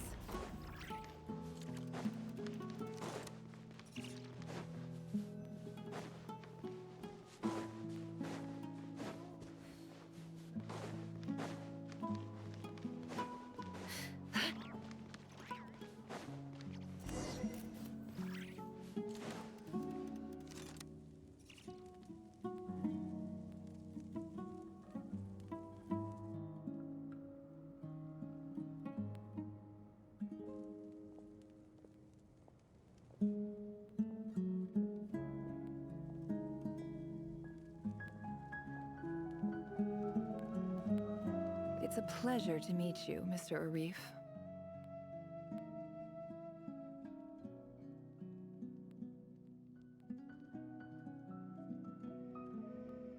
So, what does the Academia want?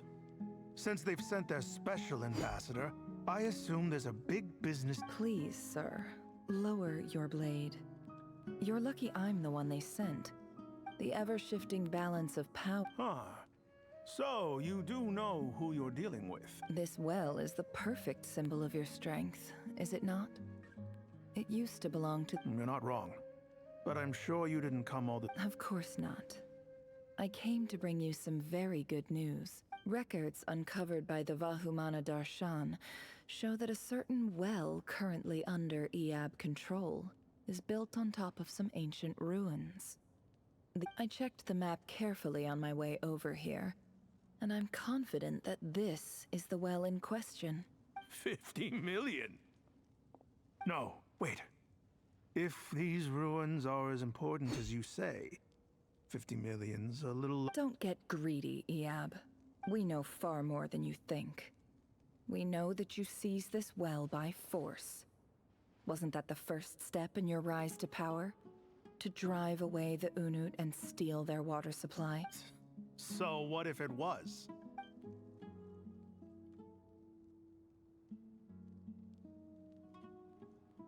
Don't worry. As unscrupulous as it was, it's something we're willing to overlook. The Academy... I hope I am making myself... And I hope your words are the truth. If I find out the Academia is trying to play me, I'll hunt down every one of your people and make you watch as I... I assure you, Chief, that would not be in your long-term interests. You don't want to make an enemy of the Academia. You see how I'm dressed, don't you? I appreciate that you've never been to the rainforest, but surely even you recognize an ambassador's attire when you see it. And what does a barbarian like you have to lose anyway? You really think the Sumeru Academia would bother to come all this way just to lie to you? We have more important things to worry about. All right, I take your point. The Academia is the highest authority. In that case, we have a deal. We will sell you the excavation rights. I'd like to thank you, Ambassador. This is good news indeed. Gladly. I am partial to wine myself, so let's indulge in a few drinks together.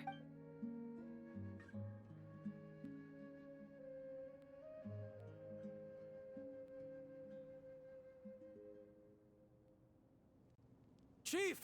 Chief, it's an emergency! It's the Unut. They've taken the well. What? Well, don't just stand there. Take it back. Yes, Chief. I have every confidence in the Eab's military superior. Well, what is it? The Unut's response was alarmingly fast. The day after we reach a deal, they seize the well. This can't be a coincidence. I am obliged to remind you, Chief, that the Academia will only deal with the de facto power holders. If you cannot regain control over the well... No! Please, Ambassador, just that well is ours. Glad to hear it. I will wait here for an update. If there is a traitor, I will find them. Wow. All it took was a few words and I've got him So, in summary, Ambassador, the Academia would rather negotiate with our... The Eab are ruthless murderers who don't listen to reason. And now they have the... So let me ask you, Chief. If you were the Academia... Kill them all. Of course. Precisely. The Academia does not tolerate those who stand in our way. The Eab have held... At the same time, there is simply no way that the Academia can be... We have our own rules out here. If the rainforest dwellers raised arms against the desert... Right. We can't confront them ourselves, but we can support their enemies. The Unut have always had strained relations with natural allies. Weren't the Eab your allies once? You were quick to send them after us to protect your interests back when we stole that water. Let me be clear. The Academia wishes to collaborate with the legally recognized rulers of the desert in this matter. We are asking for excavation rights to that well, and our offer... Say no more. Good. Then I suggest you get to work. You see, Dad? Lying is easy when you know how. People will...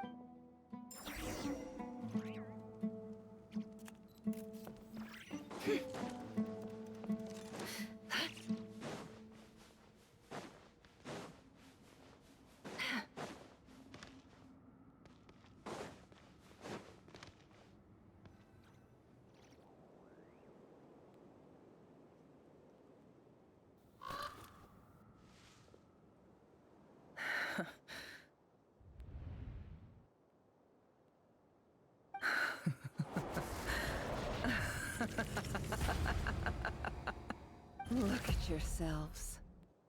You may be vile, savage the monsters who destroyed my home.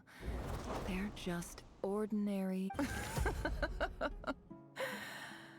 I think maybe I've even done the desert a favor. Oh, Sinuhe, my gullible fool of a father. Perhaps if you'd been as ruthless as I was today, our tribespeople would still be, but you couldn't do what had to be done. Nefer, it's okay. All of this is... I believe I remember you promising to remain silent. Yeah, but even... Yehoda, is there anything you can do to ease the tension?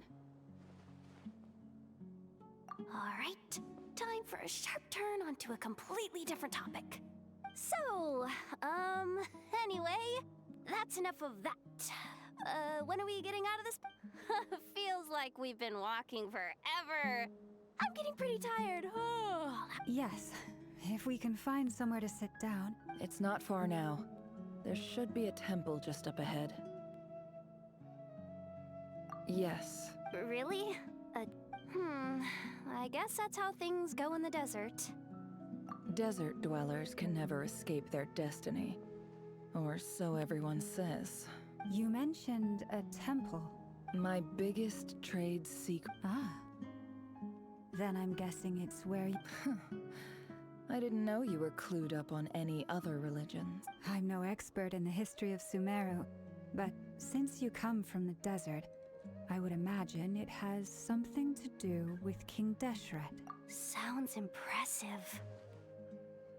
Ah, I know who you mean. General Mahamatra Sino. The spirit of Hermanubis dwells within him. That's boss enough for ya. Cheap. Sino's hardly a figure of obscurity. But I know about Sethos, too. What about him?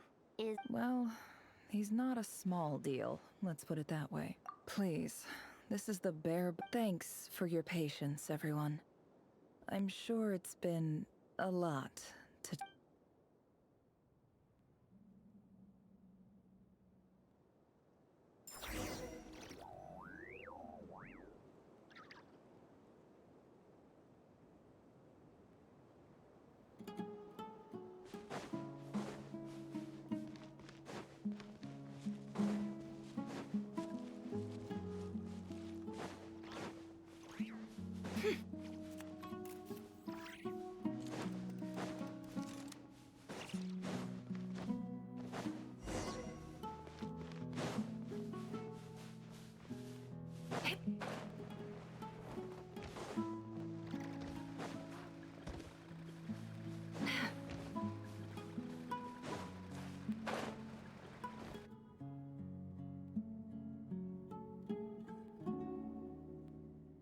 Uh-oh. Uh-oh. Uh-oh.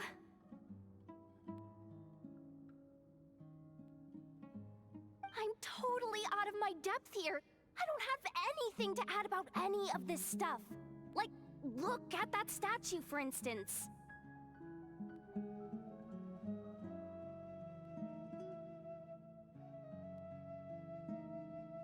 I want to do the whole name-dropping, this girl knows... A statue with the head of a bird. That's Thoth, the Ibis King. One of the 7 pillars of King Deshret. The legends say that he, the Crocodile King, and the Goat King... Let's take a look.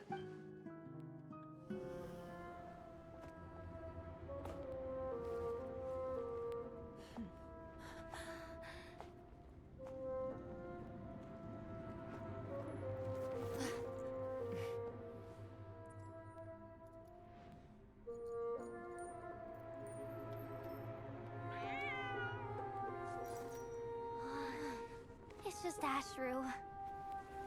So, all is well?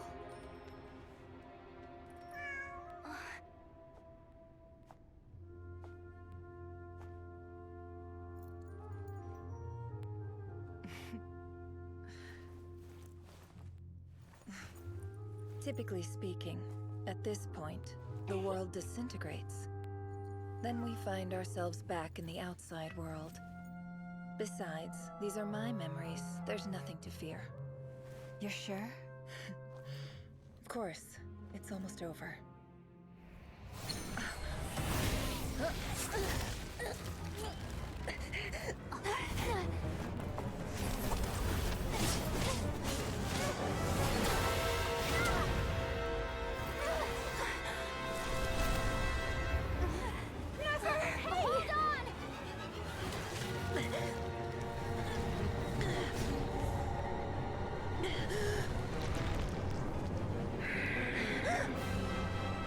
Knowing too much is always a death sentence. Speak for yourself.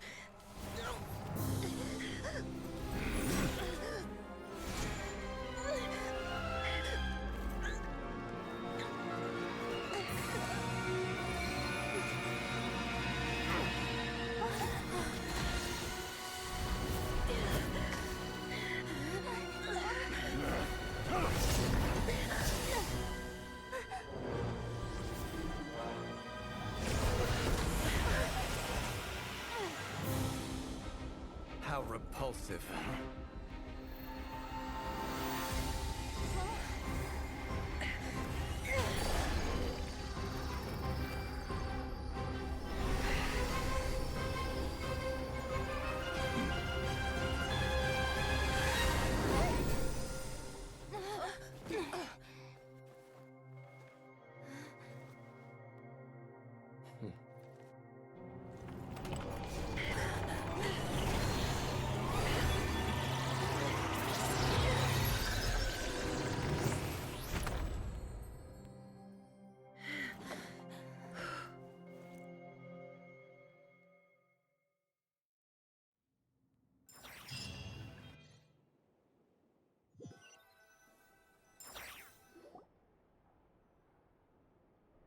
Timed that pretty well, didn't I? It's okay. I'm just glad no one was hurt. Paimon noticed you doing something too, Dainsleif. Were you helping get them out? Of course. When I asked Nefer to conduct this investigation, I was not naive to the dangers involved. I had a duty to ensure your safety. Good to know your sense of justice is still intact after. I take that to mean that you saw the truth. That comes as a great relief. I certainly did. And thanks to your help, I also managed to trap. Whoa, really? How'd you manage that? Well, to be honest, I sensed that something was wrong long before we made it to the temple. By using this fragment to probe into Rerir's past, well, the monster formerly known as Rerir, it seems I alerted him. I was tracking him. Then he caught on and started tracking me too. But how did he track you through your thoughts alone? Rerir was a secret agent who reported directly to the Vinster King. He is an expert at finding a trail and hunting down his pursuers. No wonder. He infiltrated the chess set, read my thoughts, and built a new virtual chess set inside of it. That's why we weren't able to leave at first. Speaking of your chess set, it's quite a remarkable item. You overestimate me. I only have a connection with one of his underlings, the Ibis King. You all saw how this came to be. A long time ago, the Eab massacred my tribe, the Shimti. The Unut and the Eab fought a bitter battle over the rights to a well, all for the sake of a non-existent 50 million Mora. The Eab ultimately won that confrontation. But their victory, the final blow to the Eab, came at the victory feast, when an Unut assassin beheaded their chief right before my eyes. Having gotten my revenge, I returned to my hometown, where to my surprise, the nearby temple was still standing. There, as I stood there gazing at the temple, I noticed a cat just outside. This cat, as it turned out, was home to the spirit. This chess set is my gift from the Ibis King. The chessboard within is made to the same specifications as the one in the mausoleum of King Deshret, and represents his power of piercing analysis. With this chessboard in its container, I gained a certain ability to perceive hidden secrets. Now, you could conclude that the Ibis, every god plays favorites. Their hearts are as fickle as any humans, full of secrets, perversions, egotistical tendencies. It is the same with all powerful forces, including fate itself. Their gaze... If you're alluding to the Abyss, then yes. Gather the others. It's time to share everything.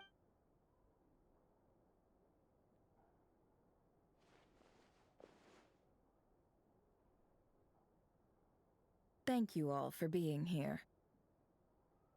As promised, I did some further investigating into the Reicher of Solnari. The Reicher of Solnari, real name Rerir, was once a Khanrian subject who served the Vinster King.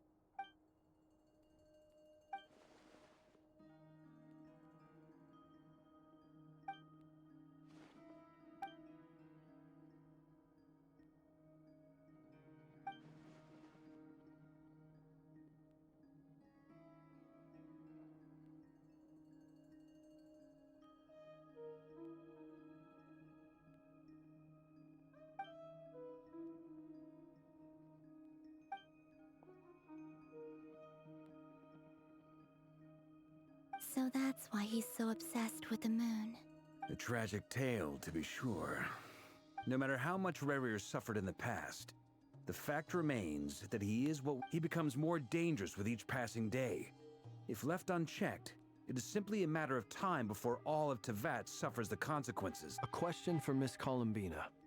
Forgive me if this is presumptuous, But have you ever seen the Never. But I have heard stories of something called the Moon Gate, and this seems to fit the description. Miss Lama? In the lore of the Frost Moon Scions, the moon is believed to hold the term Moon Gate is one I have heard before.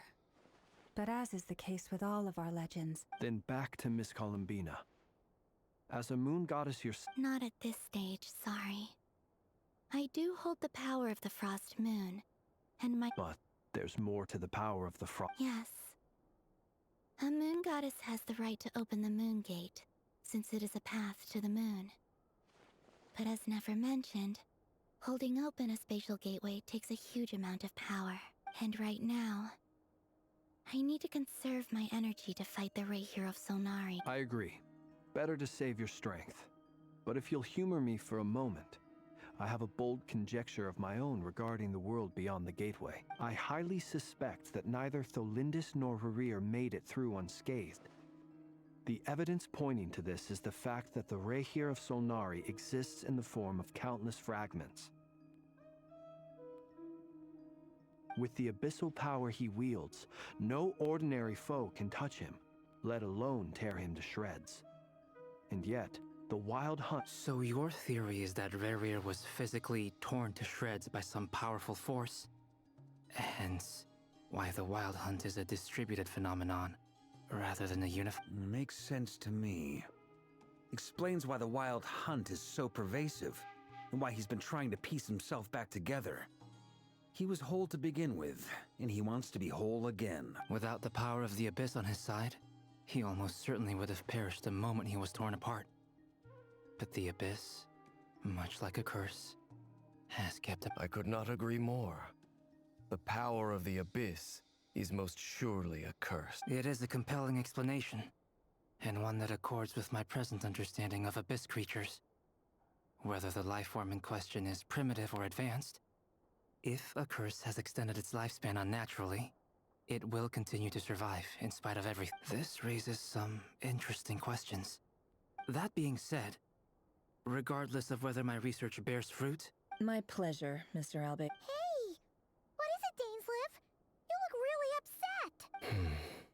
It's just— when I think of the man I once knew— The two of you used to be friends, didn't you? I don't know if these words will bring any Mine too. We can never know all the hows and whys of the way things are.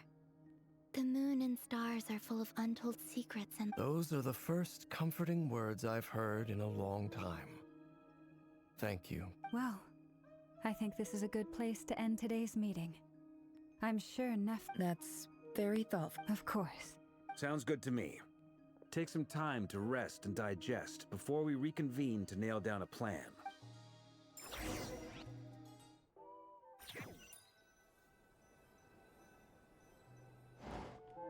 Hey, is this a bad time? Nice room. Why not? It's just a hotel. If it's all the same, I'll just stay out here. I might not look the part, but I'm technically a knight. Barging into people's private quarters isn't the kind of thing we do.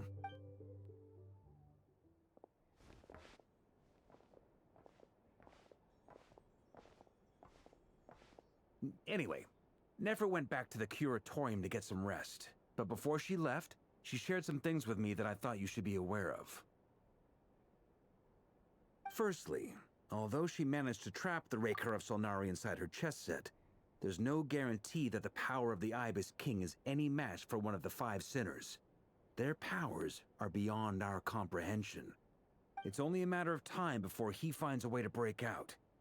We have to come up with a plan and take care of him before that happens.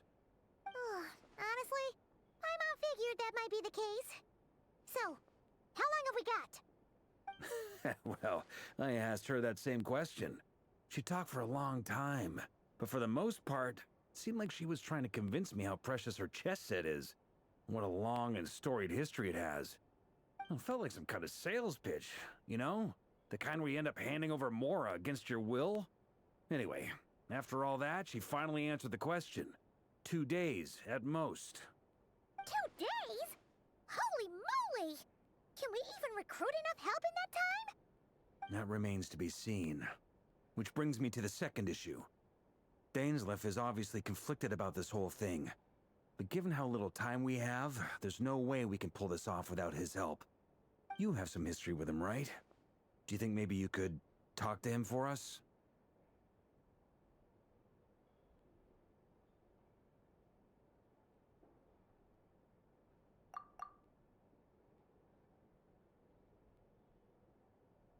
Great.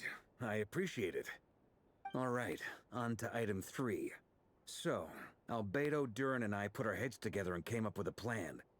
Can't promise it's gonna work yet, but at least it's a start. We figured we'd bounce the idea off you first.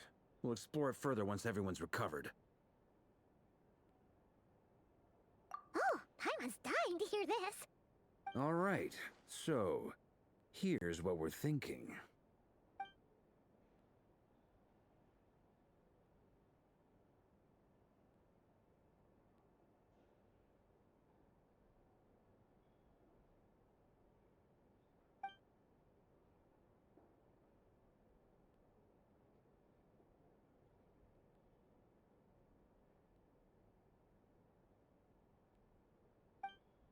We felt a little uneasy about roping you into this. I mean, firstly, you're not locals, and secondly, none of us are your boss.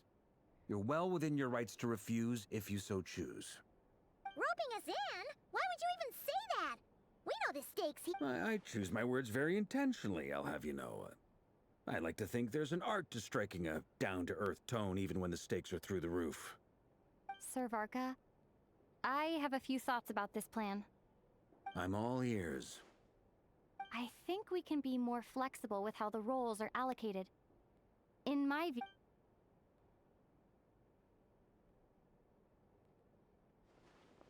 I see your point, yeah. But if that's how we're going to approach this, you'd better make sure you're ready. To be clear, I don't doubt your abilities. Far from it. I just want to make sure. Are you really willing to take all this on? I want to do everything within my power. The Reikir of Solnari is a truly fearsome opponent, and if I do my part, it'll greatly reduce the risk for everyone else involved. Well, that tracks with what I've heard. Jean's mentioned in her letters that you're so diligent it's almost abnormal. As in, most people weigh up the risks and rewards in situations like this. But you seem to just march towards danger without a moment's hesitation. Of course, everyone appreciates a fearless pioneer. But all that aside, I'm the Grand Master of the Knights of Favonius, and you're our honorary knight. I want to make sure your courage doesn't come at the expense of your safety. Thank you, Sir Varka. I should be the one thanking you. It means a lot to have you on board. I'll give some serious thought to your suggestions.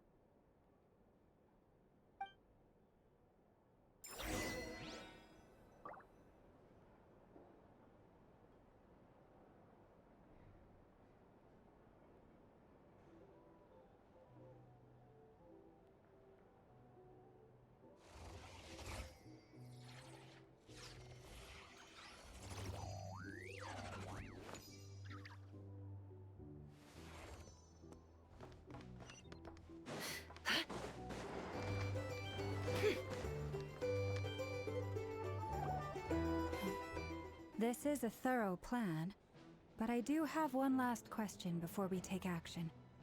How can we be sure that our enemy won't leave the designated area? Great question. Albedo's been hard at work analyzing Rerir and the Wild Hunt's behavioral patterns. His conclusions are as follows. Firstly, from the earliest known confrontation until now, Rerir has never displayed any ability to manipulate the dimension of space. so it's unlikely he has any power in that domain. Secondly, he seems to have a particularly strong vendetta against our group. Thirdly, finally, and most importantly, he is consumed by hatred, both for the moon and for his enemies. Turns out, we tick both of those boxes. We have a reincarnated moon in our ranks, and a spy who accessed his private memories without permission. He'll be baying for blood, not looking to escape. As someone who's had their fair share of interactions with the Wild Hunt, those all seem like valid observations to me. Understood.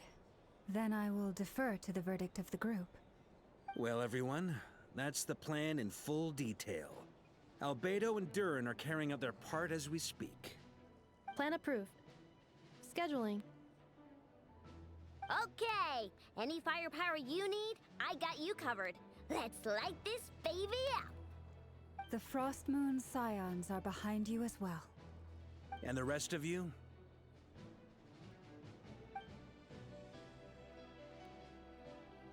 No objections? All right, then it's settled. This is the plan we're going with. Next up, an old tradition of mine. Anyone who wants to back out, now's your chance. Wait, we can still back out of this? Everyone says things they regret, right? I don't want anyone feeling trapped because their mouth said yes before their brain had time to think things through. A very people-first approach. I hear that's common practice in the Knights of Favonius. Heh. Who'd you hear it from? Diluc? Shh. We don't use people's real names at work. This contact will be known only as Owl, please and thank you. This plan can only work if everyone does their part. Flint's and I will absolutely support it. We shall indeed. You'll be glad you accepted our help. Also, you are the last person I expected to see here, Miss Dory. It's not often I get called Dory in a work context. My peers usually call me Lord Sangama Bay. So, the longer your name, the higher your... In that case, Mr. Flint's here must be worth a fortune. That's right, I know your full name. It's... The walls are thin here. I'd appreciate you keeping that a secret. Okay, fine. I'm actually only here as a favor for someone else. Oh, does this mean someone out there actually has the power to boss Dory around? It most certainly does not. We have a long-standing and mutually beneficial business partnership. She's actually the mom of a friend of yours. Said mom supplied me with a great little trinket, but now that lady's ruined everything. If I don't start building a little goodwill now, my whole business in Krai is gonna go down the drain! Okay. So what exactly? It's a lucky charm that a great mage made for me. We have a business relationship, and she was worried that something bad might happen to me. So I finally got it all fully charged up with Kuvaki, and then never went and used it all up at once! Never lost so big in my life! You're right. It was all my fault. I didn't mean to drain... You will? I knew you'd say that. Well, it's yours if you want it. In fact, take it now, and I'll even throw in a free Raker of Solnari. You're putting me in... It's a very useful thing to have around, but I have a funny feeling it won't be around much longer. I guess we'll see in a couple of days. Looks like... Hey, don't be so pessimistic. See this through and you never know. You might find a new business opportunity on the other side.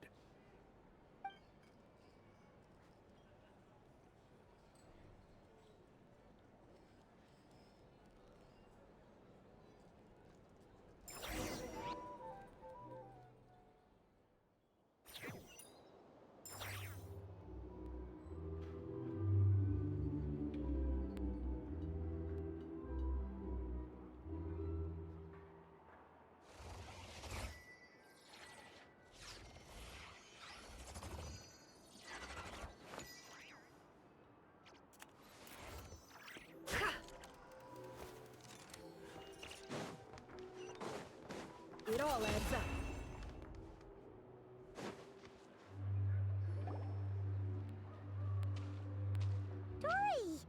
things going?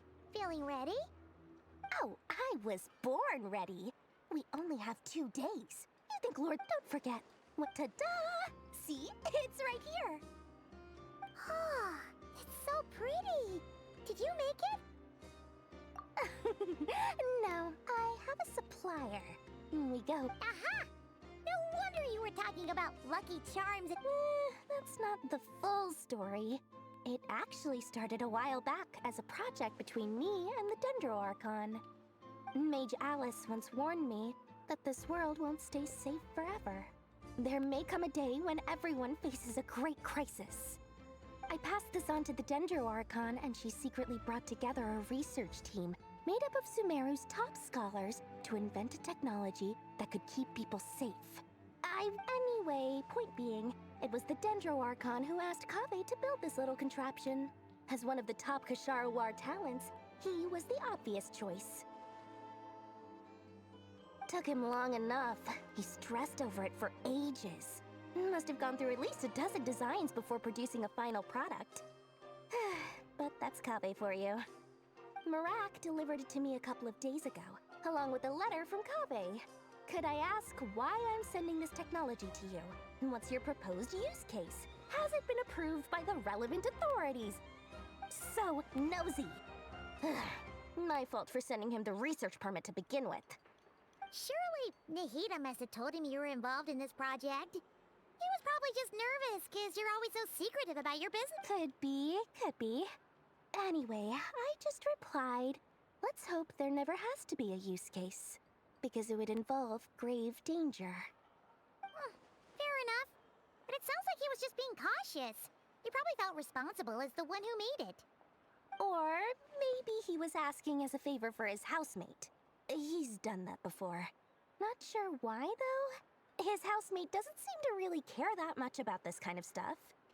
Either way, all's well that ends well. I'm just glad to finally have my hands on the product. I wouldn't want to be without it, given the potential dangers that lie ahead. Huh? What does that look mean? Paimon's just super surprised. This must be the first time we've ever seen you actually get serious about something.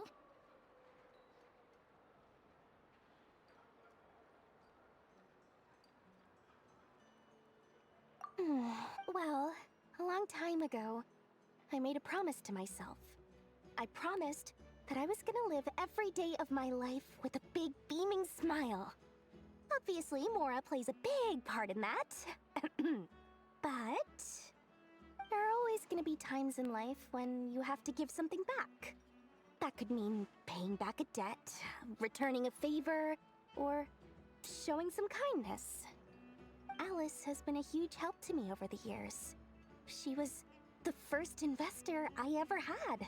And I want my investors to know that Lord Sangamabe is the best in the business. And more than that, no one knows what the future will bring. Whatever happens, I want to make sure the Dendro Archon and all of Sumeru is prepared to face whatever comes. Oh, that? I was just making sure Nefer and I are square. Don't be thinking it was some sort of benevolent act.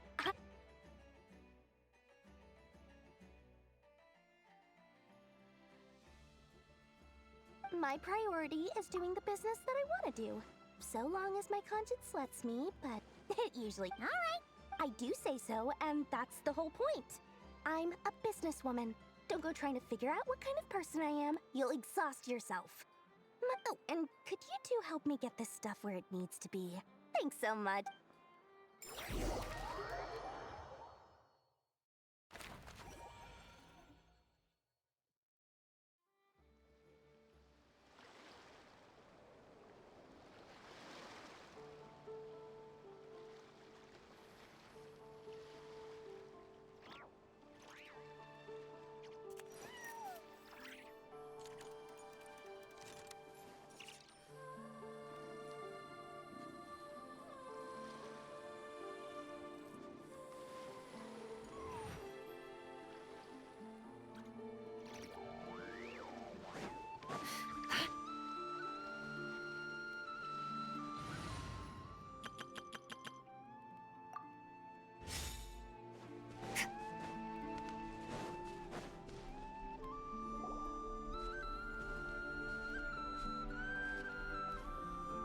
Traveler, Paimon.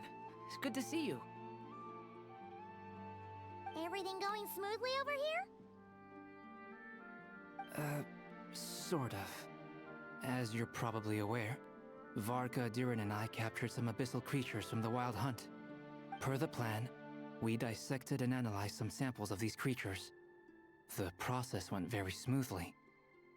The findings, however, come with some troubling implications. What?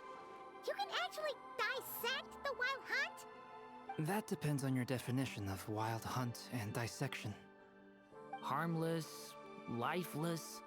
These words are accurate descriptions. The Wild Hunt is an interesting phenomenon. In and of itself, it doesn't seem to possess anything akin to a human personality. But taken as a collective, the medium through which the Wild Hunt is summoned does appear to have a soul. Master griped a lot about the wise Horoptotire, and seemed somewhat fascinated with the Faust Certology. But she barely mentioned Rerir at all. I don't think that was because of his lower social standing, though. Anyway, it's a pity. I should like to hear her thoughts on the nature of the life form he has become today. It's a strange mix. The furious energy of an abyssal being channeled through a fractured physical existence. A consequence of being torn apart by an unknown power. Perhaps the only explanation for his survival in this state is that he sacrificed a degree of individuality in exchange for a continued existence. Oh, sorry. Once I get talking about interesting research, I have a tendency to go on indefinitely. Back to our research findings. Essentially, they confirm my hypothesis. Rerir's corpse is completely contaminated by the Abyss, and the effects are irreversible. You could think of this as Rerir in mutated form. But in my view, even that would be inaccurate. In reality, his whole being has been consumed by the Abyss. In other words, he is now nothing more than a manifestation of abyssal power. Unfortunately, at present, we have no means of completely eradicating abyssal power. Hence, we cannot fundamentally destroy the Reir of Solnari either. Oh, that's terrible news! So, that's it? We can't defeat him? Not even if we get the power of the Three Moons? Miss Columbina's situation is a difficult one. She can never achieve wholeness when the world does not accept her presence.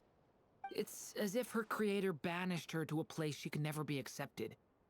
It means she spends most of her energy just on her own survival. Given the circumstances, it's only natural to despair. But we must see this plan through to the end. Time to kick off the backup plan. Oh, Paimon almost forgot! This is for you. Dory asked us to bring it. Ah, how wonderful. Well, I'm sorry I won't be there to protect you in person this time. All right then.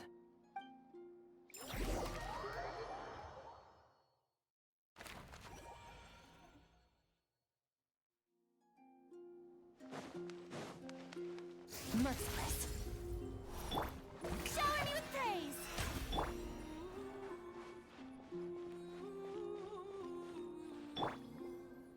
Ah.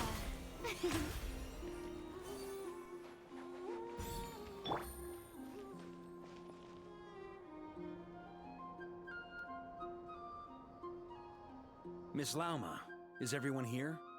Yes. The fate of my flock is in your hands, Grandmaster Varka. Please keep them safe. My lady, what are you saying? Within the next 24 hours, we will face the biggest crisis the world has ever seen. This is not a burden that we deserve to bear, but I believe that we reap what we sow in this life. So I intend to act. I must do what I think is right. For me, that means fighting for the future of Krai. This gentleman is the Grand Master of the Knights of Favonius, Varka, Knight of Boreas. In my absence, please follow his lead. Hey, everyone. Guess I should introduce myself. Well, to start with, I know my way around a battlefield. Biggest strengths are honesty and hard workingness. Anyway, point is, I don't intend to let Lauma down. I'm gonna do everything in my power to keep every last one of you safe and sound.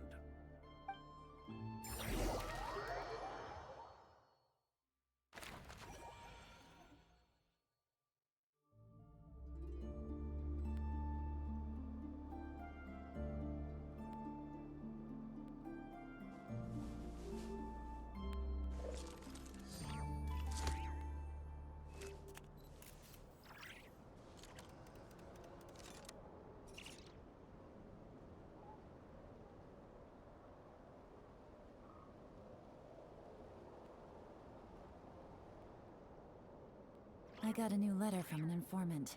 Looks like the situation has changed again.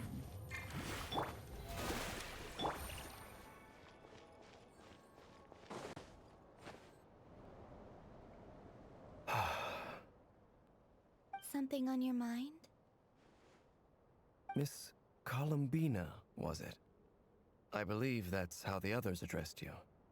That's right. Names are funny things. Yes. I take it... I have a different relationship with names than other people. To be honest. But it's what everyone calls me. And I never used to think much about where names come from, or what they mean to people. Maybe something's wrong with me. You're different from other people. I sensed it the first time we met. You're more perceptive than most. I'm sure your long life and rich range of experience explains that. Do you ever find yourself missing Conria, Mr. Dainsleif? Difficult to answer. I have dreamed of the past many, many times. Sometimes I'm fighting tooth and nail.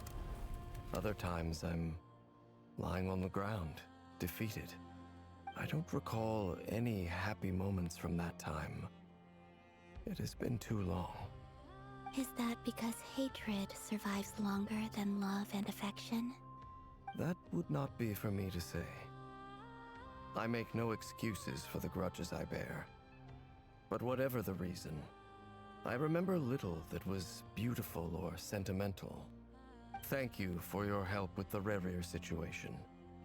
Without your efforts, I never could have learned the hidden truth of his story.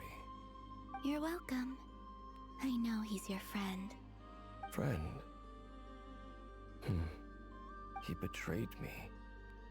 And I never really understood what he was going through in life. Some friendship, that is. Okay. You see, you're torn. Now you know what really happened. You see the things he's done in a new light. I need some time. Of course. I completely understand. Actually, I went through something similar myself recently. You mean the Harbingers who still support you, even though you've left the Fatui? Yes. I always thought they were only helping me because Harbingers are forced to work together. But then I abandoned them. A warrant was even put out for my arrest, and even now, they still support me. Clearly, they view you as a... I feel a little guilty now. I regret not seeing her help for what it was. And not... I see the guilt that you're feeling now, because I feel it too. Have you noticed that the Traveler and Paimon are over there? Huh. Shall we say... Sure. Hello. Ah! They caught us!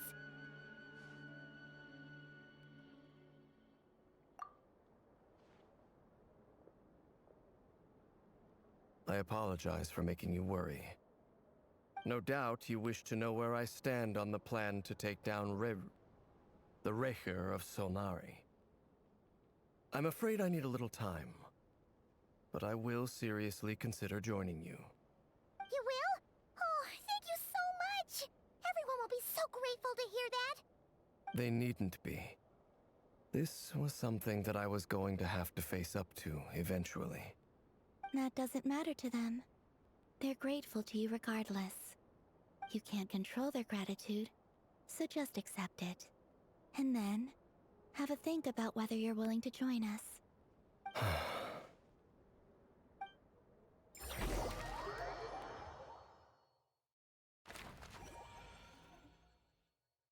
It's nearly showtime!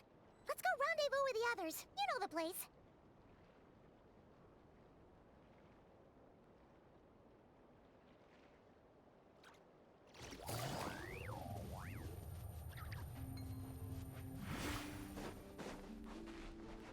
Take it easy. Take it easy.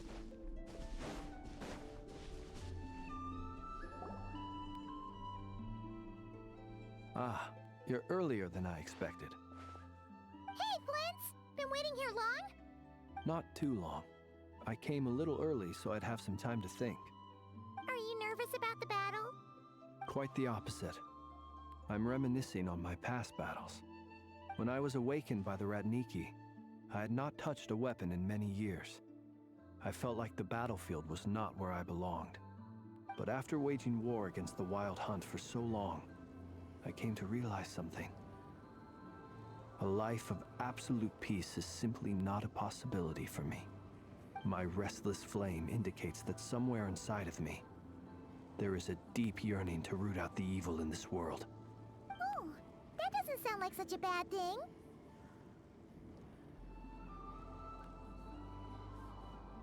Well, in the past, when I was a Fae whose primary concern was hibernation, it was hardly ideal.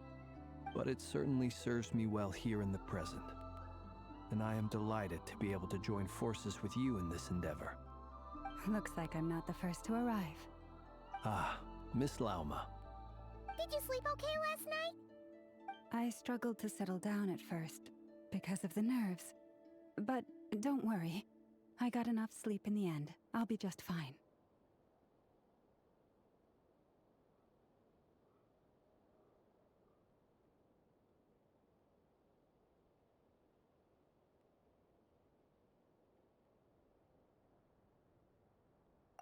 Please, I'm just doing my part.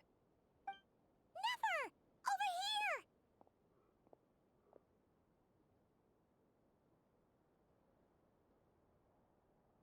here! Aino asked me to relay a message. She said Anefa will be on high alert and keep a close watch over all secondary districts where defense is required, providing support as necessary. Meanwhile, Aino herself will provide range support to us directly, using her latest invention. Excellent. My thanks to all involved. The chess set's looking a little unstable. It won't hold him much longer. We should be prepared to engage at a moment's notice. No sense sitting around waiting. Let's... I agree. Paimon, find a safe hiding place. Got it! Be careful, Traveler! I will.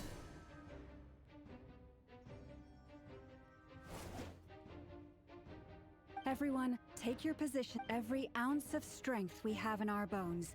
Ready? Let's go. I've seen all your futile ploys before. You have become the authors of your own demise. I wouldn't be so sure about... You are merely a moment of sport before I tear down the moon.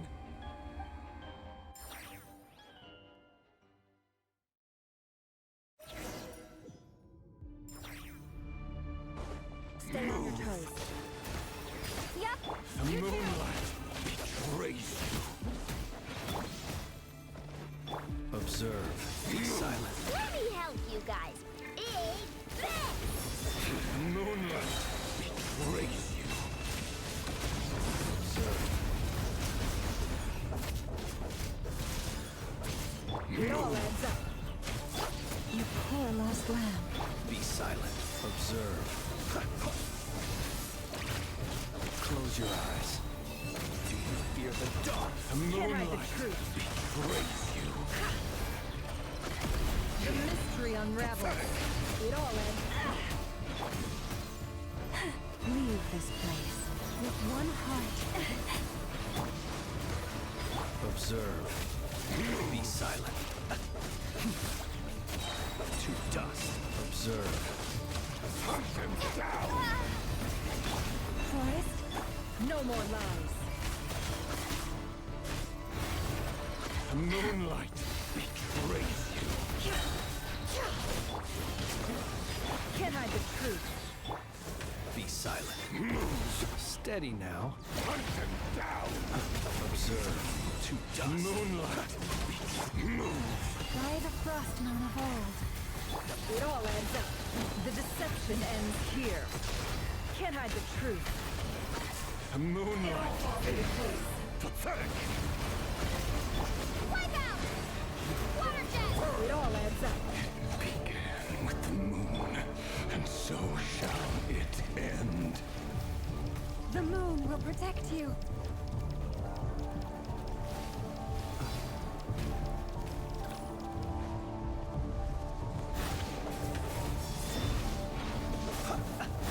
Can't hide the truth.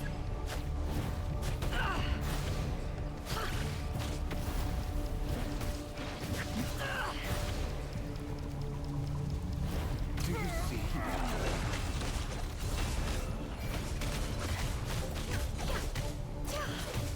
From here, when will it be as you foretold? The moonlight betrays you.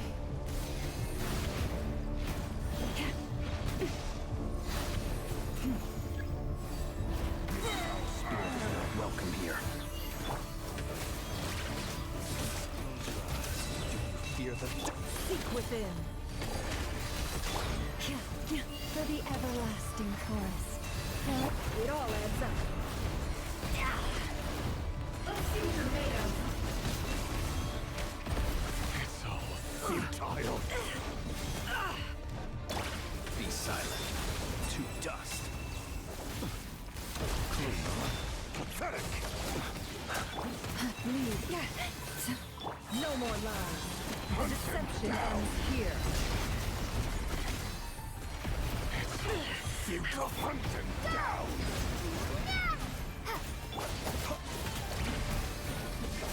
Observe. Move.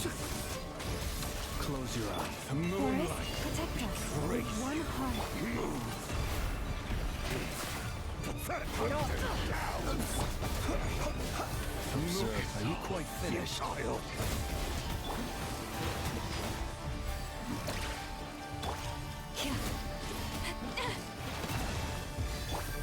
The long sleep beckons. Close your eyes. Be silent. Steady now. Futile. The mystery unravels. Can't hide the truth. Hunt them down. Water jet! Move. Pathetic. Observe. Be silent. To dust. Stay your hand. By the frost moon of old. It all adds up. Futile. Seek within. Can't hide the truth. Pathetic. Wipe out! Move. Your little game of heroics is over. Betrays you. Who wants to go first? No. Get out of my sight! No! We've been separated. Take. You okay? Never! Where are the others? Stuck outside the barrier. I guess he really doesn't like us. I told you before. Knowing too much is always a death sentence. Be careful what you wish for.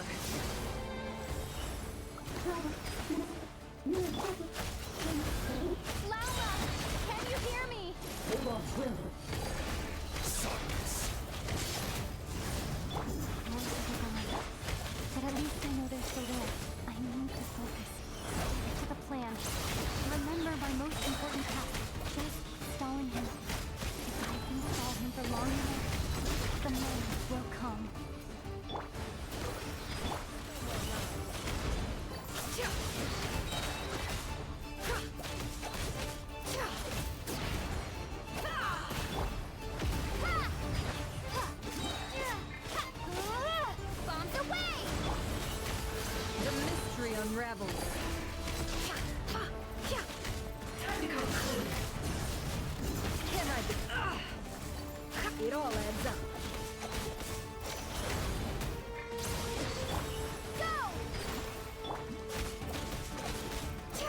more lies.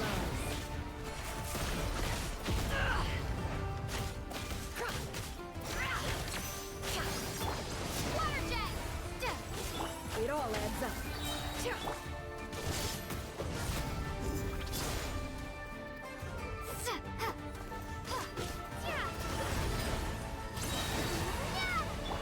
The deception ends here.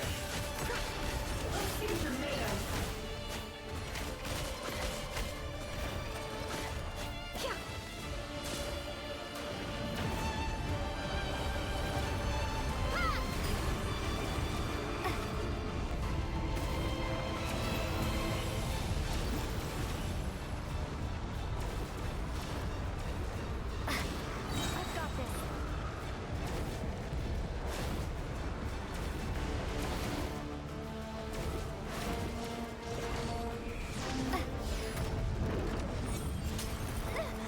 The shield's Death broken. is within my grasp! Don't push your luck.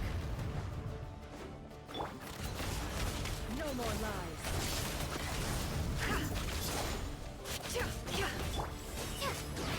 Water jet!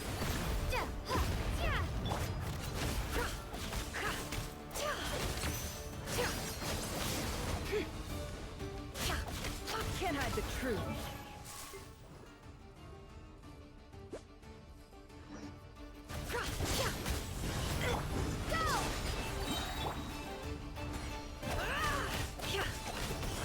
Bombs away! How farcical. The mystery unravels. It all adds up. Water jet!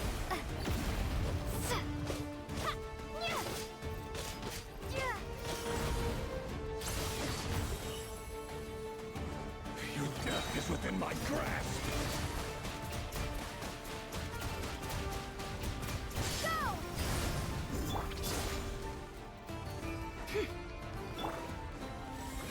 No more lies. Can I? Absurd. It all adds up.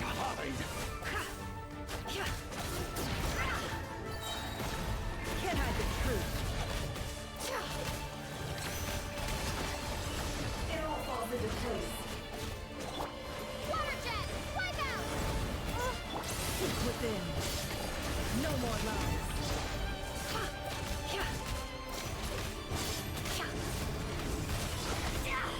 The riddle remains unsolved.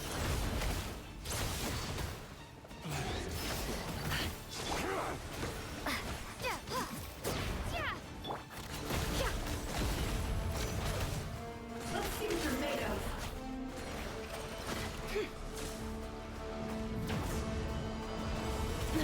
Shameless. Curses. There's no other way.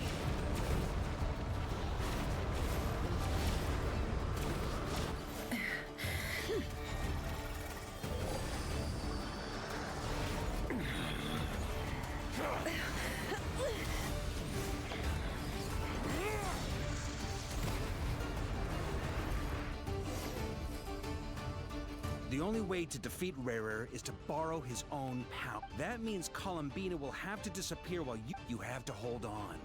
Find...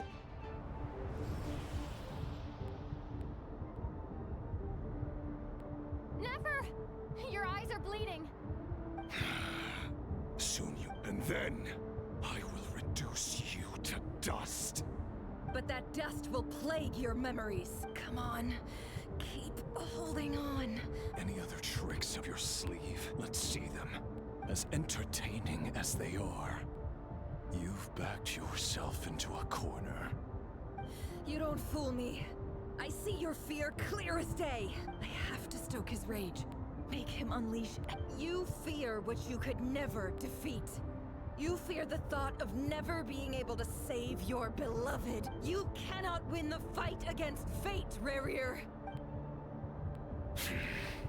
Is that what you think? Well, now it's your... You fear the sound of your own name? Is it us you hate? Or is it what you've become?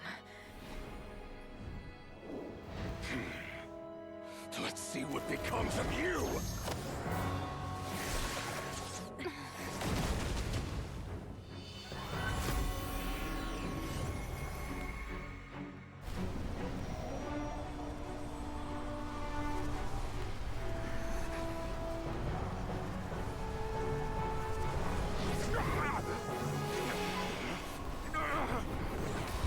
What's happening? That power. I've seen it before.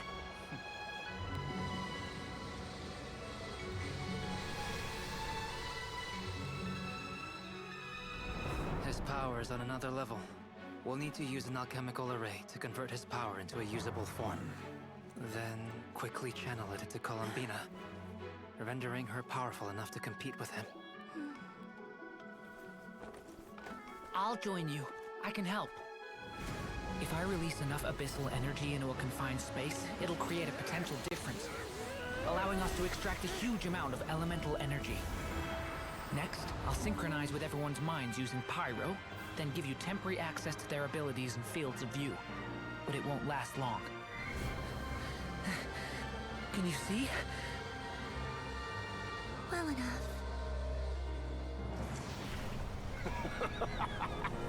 So, we have a student of Gold Rhine-Daughter in our midst. How about that?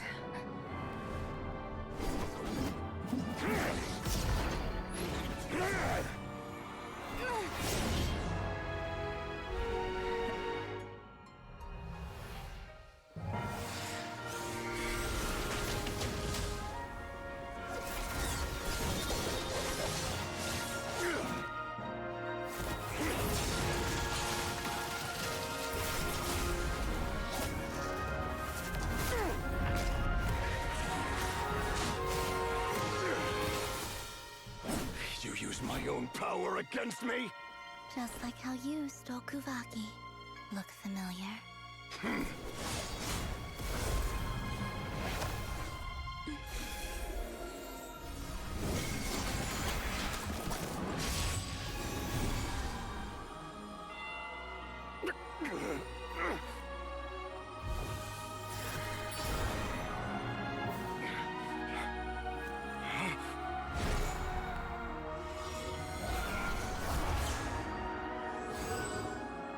Don't you realize? You don't have the power to hold that gate open. I don't, but someone else does.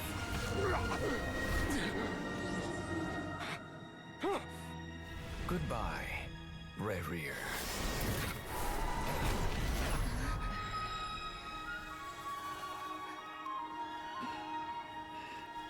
We won.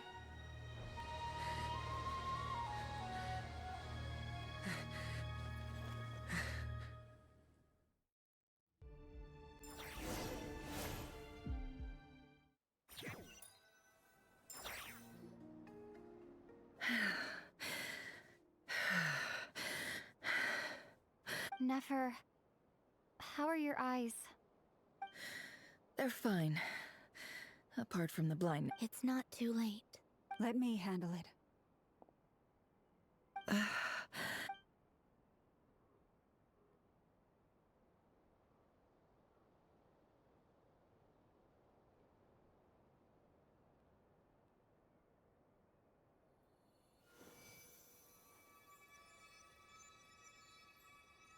Miss Nefer, it's not like you to lose your composure. That was the most reckless thing I've ever seen you do. Reckless how? The situation was critical. Our lives were at stake. Even so. Okay. I guess you're right. Under the circumstances, it was a wise... In business terms, I suppose that's a huge return on investment.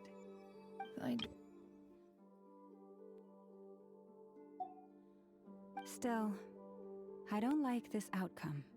People suffer when they make sacrifices they shouldn't have. I had hoped you could win without sacrificing so much as... Thank you. All done. Don't try and open your eyes just yet. We'll see how you're doing in a couple of days. Until then, please follow your recovery plan to the letter. I'll send full details through Yehoda. For now, My dear friends, we have fought bravely, and The moon will remember this day.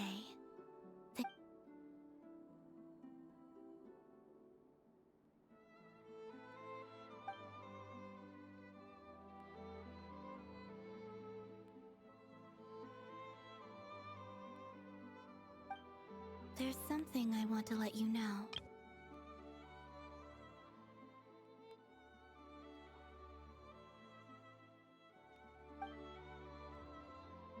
What is it? When Durin connected everyone's minds so I could access their powers, and since Nefer's eyes were injured, my eyes are hurting now too. Huh. Hold on. I only feel the pain. There's no actual... You're right. But I must say, I'm surprised to hear the Kutar. Things are a little different now from how they were. Friends.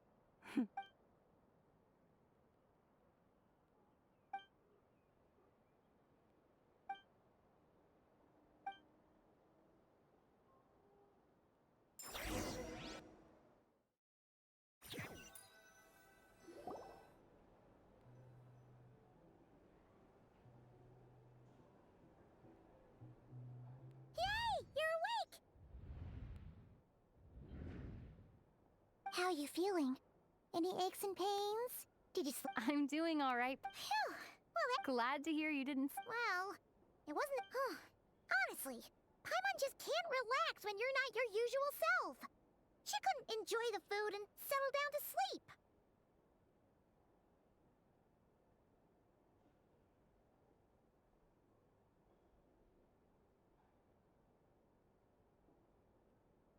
Well, I'm back to normal now.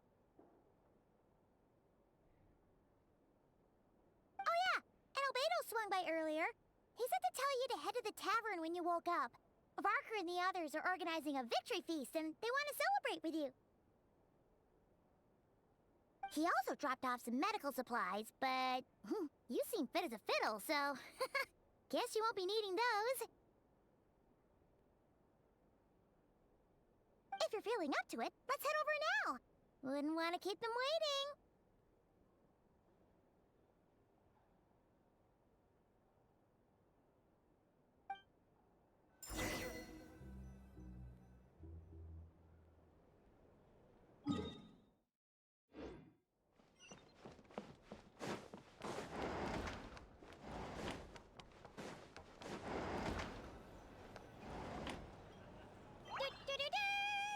We're here!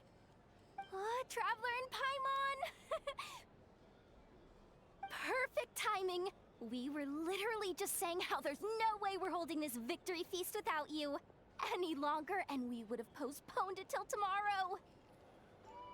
How are you feeling today?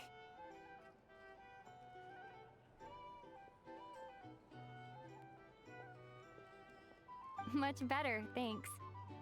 Don't worry about me. Relieved to hear it.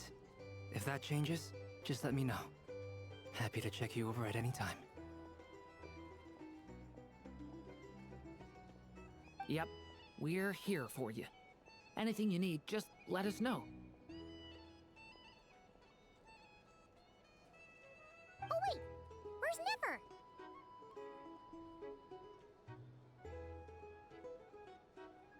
How are her eyes doing? Nefer's right over there. I'm sure she'd love to catch up with...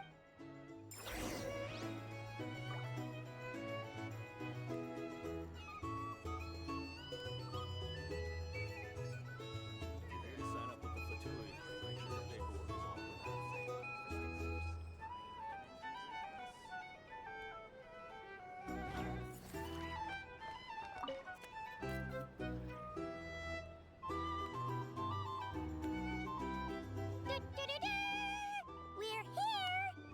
Traveler and Paimon! Perfect time! How are you feeling today? Much better, thanks. Relieved to hear it. Yep, we're here for you. Oh wait, where's Nefer? How are her eyes? Nefer's right over there. I'm sure she'd love to catch up with you.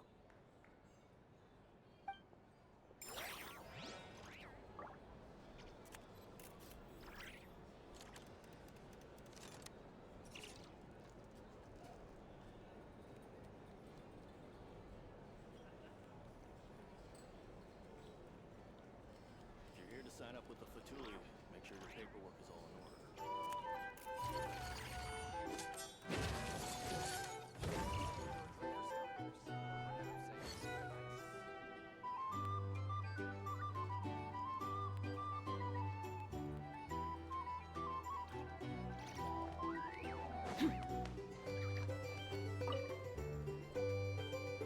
I thought of 1,000 ways to congratulate you, but now you're here, words are failing me.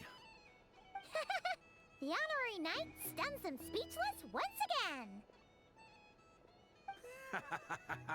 Well said. The honorary knight showed us all how it's done. The other knights tell me that Mondstadt was the first stop on your journey.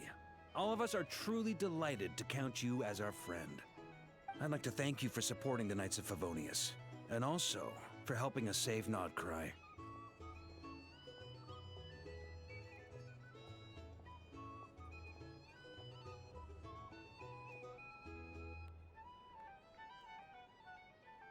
Nonsense! Of course I'm gonna mention it. This is more than just business. It's a relationship. And there can be no relationship without showing gratitude where it's due.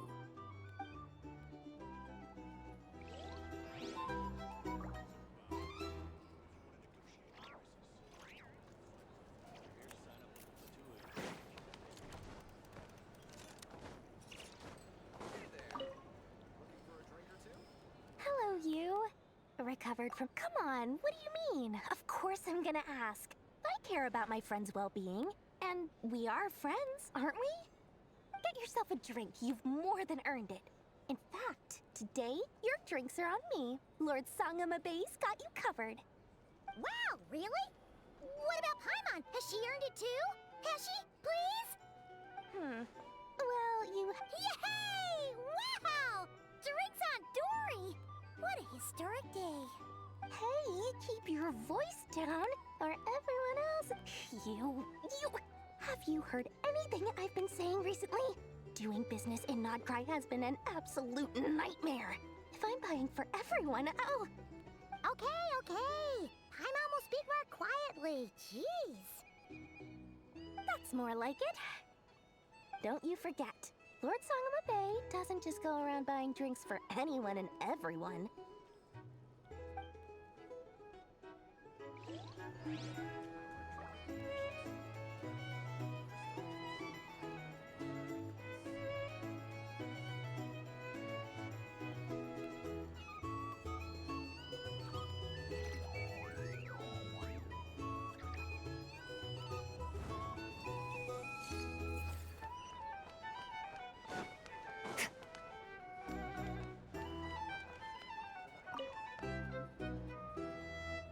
I see you've... You bet.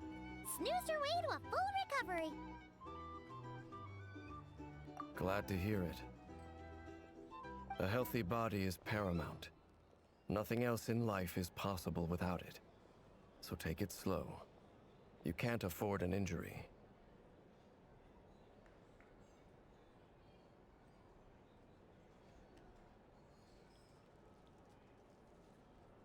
Paimon too! You really saved the day when you swooped in to open that gateway. I came to accept that although Rerir was my friend in the past, here and now, he was an enemy that must be defeated. Though I will never fully understand what happened between us, I could not let this crisis deepen any further. We fought a very necessary battle, and you played your part admirably.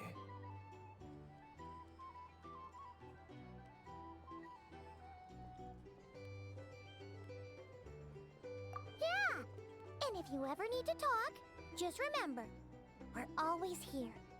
I'll do that.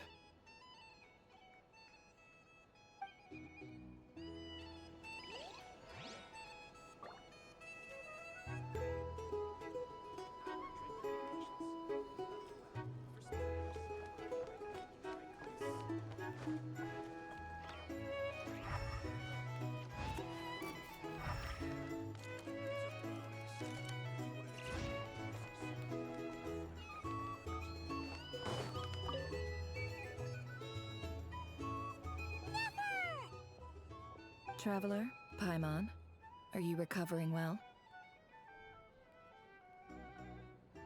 Turns out that moon chanter has some real talent after all. My eyes were mostly recovered after just a couple days' rest. I can actually open them again now. Yeah, but you gotta be careful. Lauma says not to strain your eyes while they're still healing. Yes, thank you. I'm well aware. Yehoda, could I borrow you for a moment? I could do with an extra pair of hands. Oh, sure. Coming. Did you hear that? I gotta go help Lauma for a second. You guys chat among yourselves. I'll grab us some drinks on the way back. Paimon, you still like 'em sweet? You bet! Make it extra sweet, because Paimon's earned it! Sure thing!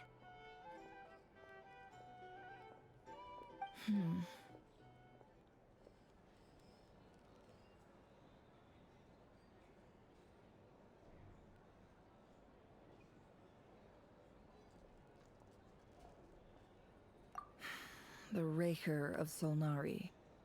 Kind of a snake, don't you think?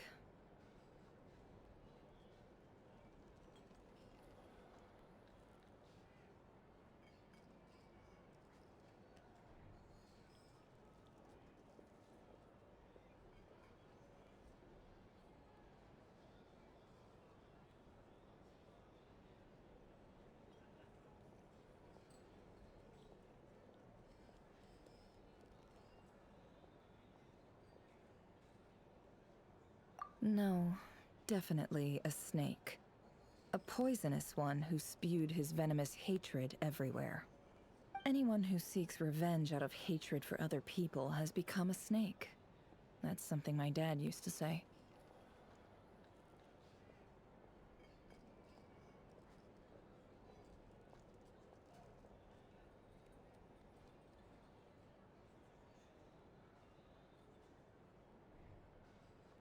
Perhaps. I'm sure it sounds like a very wise and open-hearted perspective to your ears. But me? I think hatred is a perfectly justifiable emotion. What else is left when everything you depended on in life gets stripped away? Something's gotta fuel that drive to keep on living. If you're worried about me, you can nip that in the bud. I'm not. It's just. I suddenly feel like I was wrong to call my. Oh, Father. How much better things could. Look at the Ibis King. Thoth is a fiendishly cunning liar. And yet, strangely, he feels more like a father to me than my real dad ever was. He's never brought it up, but I'd bet he feels the same way. Why else would he give me the power to perceive the truth, while at the same time training me in the art of deception?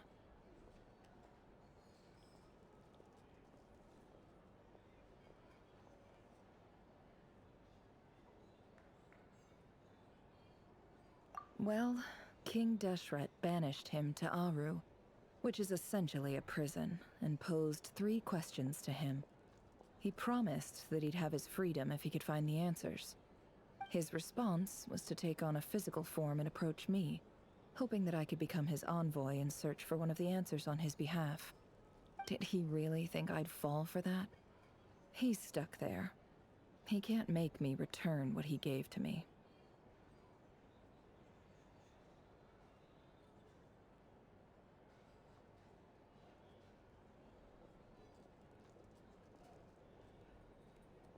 So that's enough for you to decide he's nice, is it? He's a prisoner, and he was scared. So he decided to perform some good deeds to win people's approval. He lives in fear because he's a deceiver. How is Rerir any different? You can't work as a spy your whole life and expect a happy ending. It's preposterous. Yet I can't say I don't understand it. Liars live in the darkness of their own making, but it's still human nature to want to go on living. They say that a liar's soul is the most worthless thing in the world. What do you think? Good. If you understand that, it means you're smart, and you see things objectively. If you ask me, The soul of a liar really is worth nothing, because all they care about is themselves. For example, when something good falls into my lap, I don't go sharing the news around. Stops other people trying to steal it from me.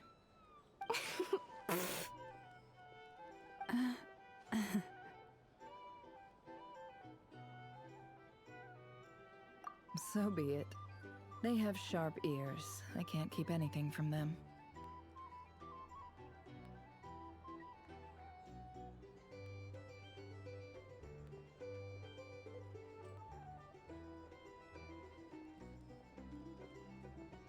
Oh, is that what it looks like?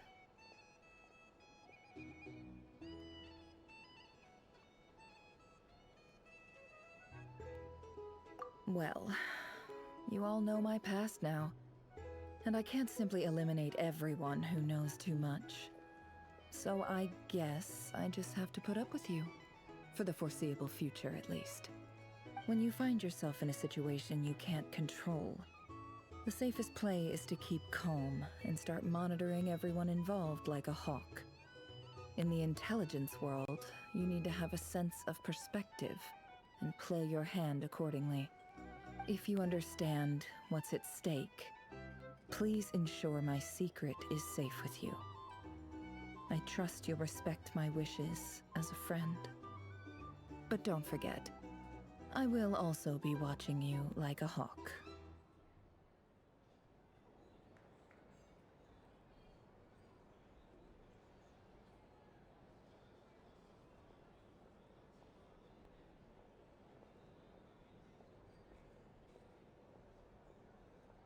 Very good. Oh, wait! Now that the panic's over and we've all calmed down, Paimon suddenly remembered something.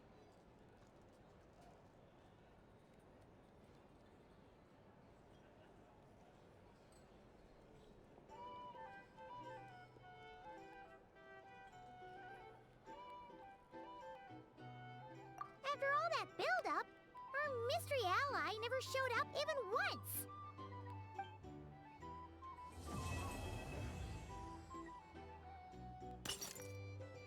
Huh? Am I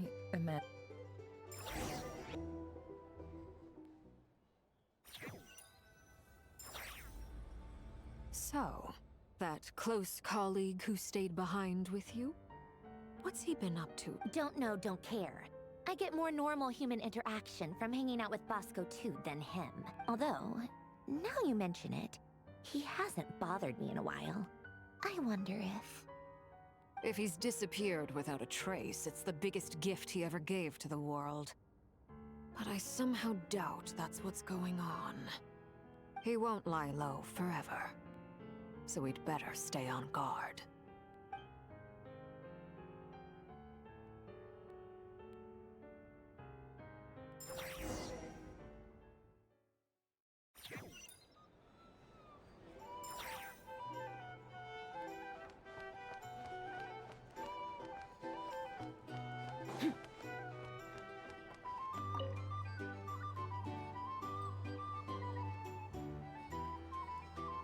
Ah, Lord Sangamabe. How lovely to see you. I must thank you for the device you provided. It was an enormous help. Would I be right in thinking that it was developed by the Academia? Why come and ask me when you clearly know already? I mostly came to thank you. That's more like it. A little gratitude goes a long way with Lord Sangamabe. Play your cards right, and you might even stand a chance of becoming my long-term supplier. The chance to work with such a kind and charitable investor as yourself would be a great honor for the Curatorium. Huh? Charitable? Who said anything about charity? First time hearing about it. Let's see. The first plot of land you purchased in Krai, your desert interests, and... Stop! What do you think you're doing? Exposing my investment history! It's nothing to hide from. They're all perfectly legitimate investments. And some of the land you purchased was with the intent of building a sanctuary? Yes, I heard about that too. How did you... You're a curious case, Lord Sangamabe. You don't like people finding out about your good deeds, do you? But I'm afraid no matter how hard you try to keep things under wraps, where there's a will, there's a way. You did it for Sumeru, didn't you? It was empty land that was gonna go to waste otherwise. I figured if I built something there, it might at least get some use in an emergency. Disasters are capricious things. They strike without any warning. I've lost family to a disaster before, and I don't want to lose any friends or business partners if I can help it. My elder sister used to dream of finding a sanctuary. Somewhere with plenty of food, water, and medicine. Where everyone could live happy lives. It was something I looked into, but after discussing things with the Dendro Archon, I decided on a more effective strategy. The tech people handled the tech, and Moneybags provided the Mora. It just made the most sense. It's a pity that so few people know the truth about you. Everyone says that you view everything in terms of Mora, and all you care about is growing your own wealth. So, what's the problem with that? Everyone wants to be rich. It's human nature. So yes, I love Mora, and it's nothing to be ashamed of. But surely you have dreams of your own beyond just making Mora. You don't get it, do you? My dream is to invest in other people's dreams. And, you know, make a nice little slice for myself along the way. Just thinking about it makes me happy. That sweet, sweet sound of Mora. Thank you. For the device? And the pendant. Oh, that. I was just returning a favor. Don't worry about it. Seems like we've both been away from home for a very long time. Yeah. So long that I barely remember what my family even looked like. That would be your mother, father, and sister? Yeah, though it's been years since my sister passed away.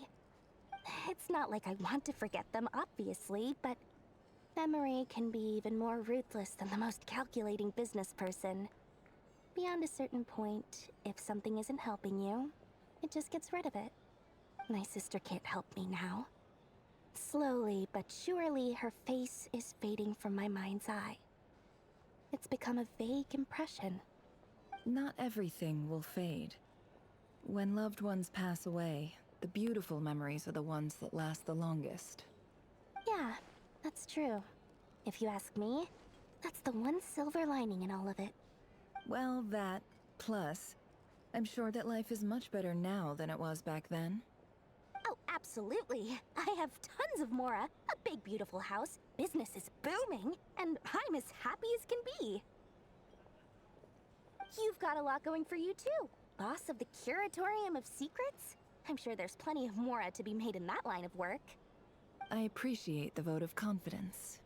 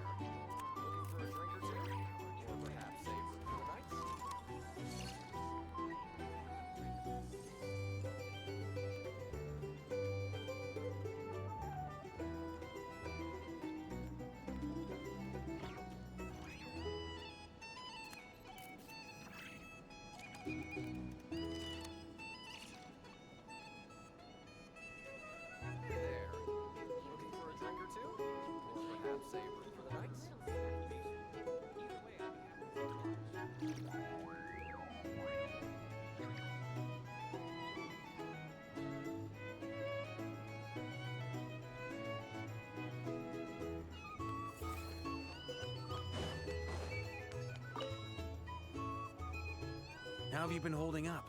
Any adverse reactions? If you start to take a turn for the worse, make sure you tell me right away. You don't need to worry about me, Grandmaster. What? You played an indispensable role in the battle for Not. Sometimes, when people praise you, it's because you deserve it. The best thing is to Let's do a quick demonstration. Albedo, that was an incredible... Thank you. I can't take all the credit. See? Did you catch that? A masterclass in how to... Oh, okay, yeah. Hey, you guys!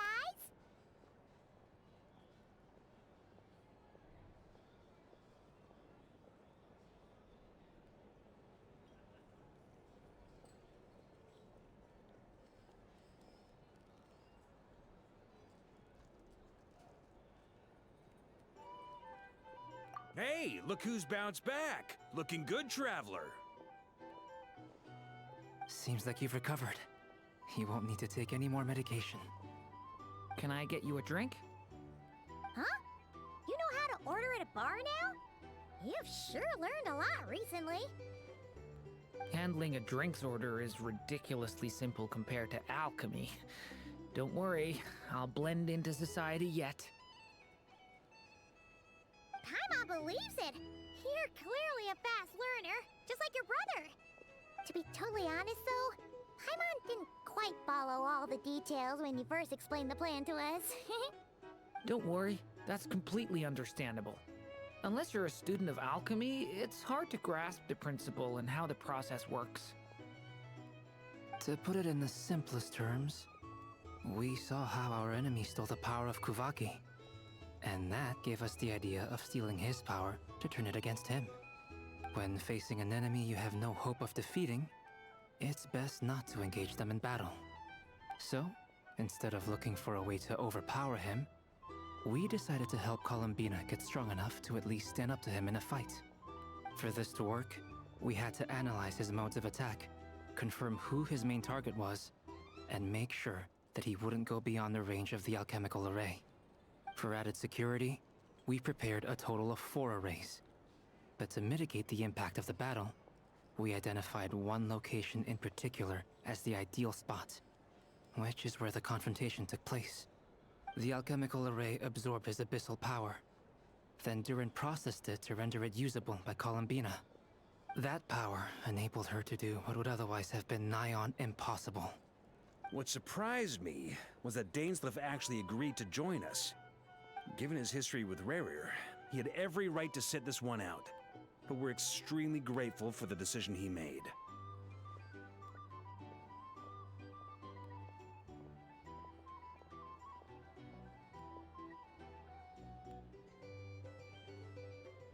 It must have been a painful choice to make. But I'm sure that making a decision was far better for him than staying in limbo. Absolutely. He was torn between 2 paths, but in the end, he made his choice and stuck to it resolutely. He doesn't strike me as the sort of person who'd stay trapped in limbo for long. Anyway, however you cut it, everyone gave a stellar performance. And now, it's time to kick back and celebrate.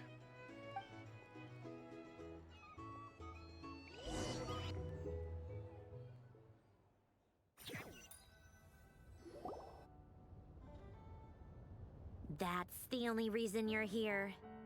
Yes. I've thought a lot about it. And I've realized that you, me, and Arlecchino should be friends. I think this is very important. So I felt I had to come and tell you. Well, this is a new one. I'm so moved. I can't even hold my teacup. If that's all, you can leave now. Do you not want to be friends with me? Or is it that you prefer being co-workers? What is this, Columbina? Are you deliberately testing my patience threshold? Right now, my politeness module is active. But if you say another word, I swear I'll shut it down. If your politeness module was active, wouldn't you say the word please at some point? Paulownia, please see Lady Columbina to the door. Will you still invite me to your next tea party? What? Yes, I think you will. Bye-bye, dear Sandrone.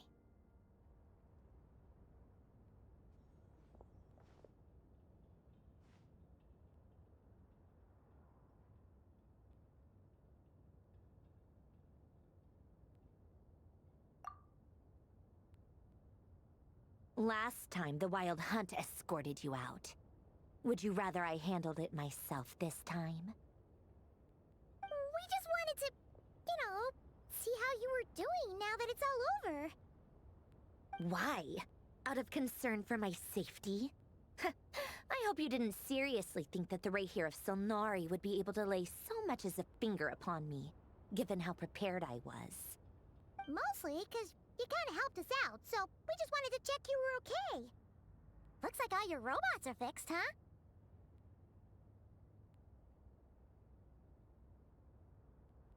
Oh, don't you worry about that. Tea time is already a write-off. The visitor before you managed to kill my appetite. If you're in the mood for tea, go ahead and help yourself. Otherwise, it's going to waste. My coasters are still missing in action, though. Use this notebook instead. Whoa! Pretty hefty notebook. Look at all those calculations. You can ignore those. They're just dumb scribblings.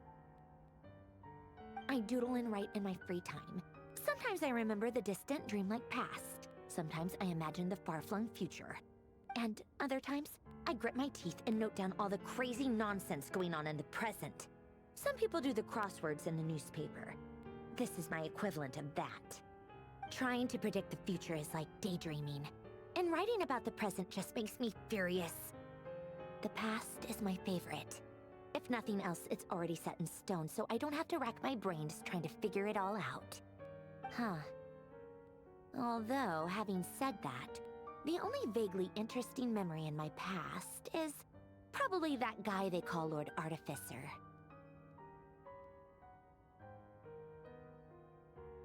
Who else? Pretty much all the mecha in Fontaine are his personal handiwork. Wait, are you saying you know him? Like, personally? As a friend? I mean, I guess we were friendly enough. Yep. In fact, I'm probably the only normal person left who knew him at all. We used to chat occasionally back when he was still around. Before he passed away, he asked me to destroy all his manuscripts. I honored his request, but I did read through everything first before destroying them. I mean, I couldn't let the genius of Lord Artificer Alain Guillotin disappear like that. Would have been such a waste. So, that's where the formulas in your notebook are from? I just told you. Those are my equivalent of crossword puzzles. They're just dumb formulas that I solve for fun when I'm bored. Alain's work was like epic poetry. The formulas in my notebook are just silly little riddles in comparison. Not that there's anything bad about them. I mean, at least, solving those riddles isn't going to hurt anyone. Except me, 'cause I lose a few brain cells in the process. Anyway, while we're on the topic, I might as well tell you about what happened to him and his friends. Alain Guillotin had two close buddies, Renee and Jacob. They spent their childhood years together in the Narzissenkreuz Institute. They were all quite competitive, so there was some rivalry between them, but it was a friendly rivalry.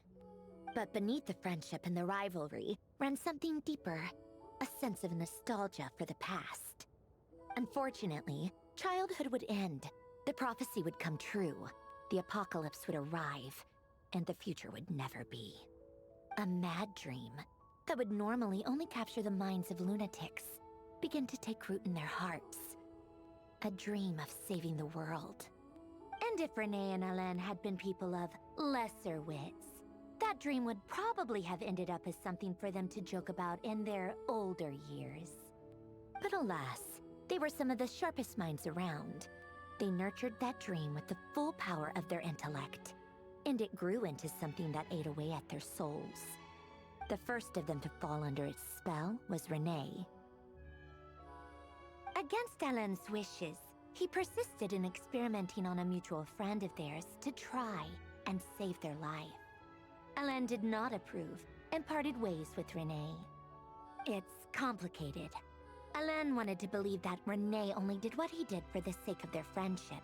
But when he told me about what happened, I could tell he still had some suspicions about Renee's motives. Perhaps the seed that would grow into a nightmare had already sprouted in Renee's mind. Even then, the next time they met, Rene's soul had been completely engulfed by the dream of salvation. His futile attempt to change the tide of fate only resulted in a wave that swallowed up the world, even before the apocalypse came. And although that wave died down eventually, I hear that it just recently came back with a vengeance. As I understand, Rene wanted to live out his dream of salvation once more. But I'm told that the attempted resurgence finally died out for good. At long last, Rene awoke from his deluded dream. Though of course by then it was far too late. What do you think of Rene? Do you admire his transcendent genius? His view that any price was worth paying to achieve the lofty goal of saving the world? Or do you despise him? Dismiss him as an evil madman who wrought havoc on the lives of everyone around him as he pursued his delusional dream? Same difference, really. Just a matter of perspective.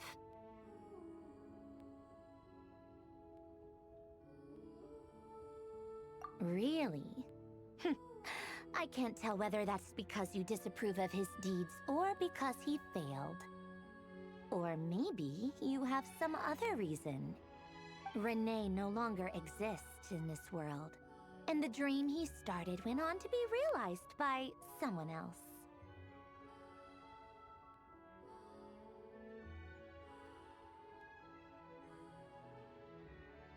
I don't like fanatics who give up their whole lives for their ideology. Nor do I like fools who let their delusions take control. Maybe I could understand if Rene had just been an ordinary person. But he had a sage-like intellect, and still managed to get himself lost in the labyrinth of his own desires. Anyway, that's enough about Rene. Now, moving on to Alain Guillotin, the Lord Artificer. He managed to put a stop to the first storm whipped up by Rene. But after that, Alain lost his friends and family. To his credit, I suppose, the loss of his family and friends was purely a tragic accident. It's not like Alain sacrificed them for his cause or anything. After that, the only thing supporting his work was the same dream that had dragged his closest friend down to the abyss. But although the desire to save Fontaine drove him to found the Fontaine Research Institute, Alain continued to reject any form of transcendental knowledge or power. He was suspicious and fearful of it, having seen the way it had affected his closest friend. I think that formulas and machines derived solely from human intellect were the only thing that gave him a sense of spiritual comfort. Yet Alain's intellect was simply too great. It barely left him space to breathe in his lifetime. Once he realized that the end of his life was approaching, he finally accepted the truth. The Nazissenkreuz Institute needed someone, and a human being, to see its story through to the end. He quit working on his formulas, trading them in for the fairy tales that had played such a formative role in his childhood, but which he barely touched in his adult life. He told me that the director of the Nazissenkreuz Institute used to read those fairy tales to the children as bedtime stories.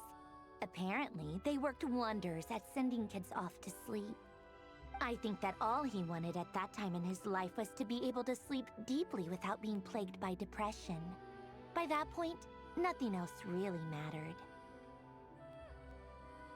At the very end, he laid down to rest in the ruins of the former Nazissenkreuz Institute orphanage, while the Fontaine Research Institute he had founded continued tirelessly with its work.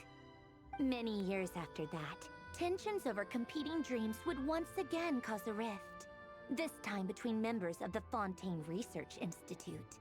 But the actions of those fools had nothing at all to do with Alain. And that is the story of two people from the Nazissenkreuz Institute who both wanted to save the world. One went all in on his fantasy of salvation without ever looking back, and ended up calmly sinking to the bottom of the deepest sea. The other sought desperately to burn bright in his life, even though he wasn't sure where he was going. I do sometimes wonder, Why is it that people like them have such grand hopes of saving the world? Even the grandest tree starts as a tiny seed. So perhaps, for each of them, their mission to save the world began with a very simple desire: to save themselves. They were young children with friends and family who mattered to them, desires to explore the meaning of life, ambitions to have a successful career. They didn't want to see all of that taken away in one fell swoop. Or maybe they just wanted to find something to anchor themselves within the chaos, to stop them getting quietly swept away by the storms of life. But instead, the search for their own salvation took them down the rocky road laid out by fate. Do you think the desire to save oneself is enough of a justification to try and save the world? The way you said that sounded just like Alain. I asked him the same question back when he was in his prime, putting all of his energy into his work. He gave the exact same answer as you did. No elaboration, just a quick short answer before getting right back to his work. He was always that way. All right, tea time's over. I owe Arlecchino a favor for telling me these stories. I'll have to bring a whole sack of gifts the next time I visit the House of the Hearth. I'm gonna go tinker with Polonia now. You guys can do whatever you want, as long as it doesn't involve interrupting me. Polonia, exit hibernation mode. Begin diagnostics.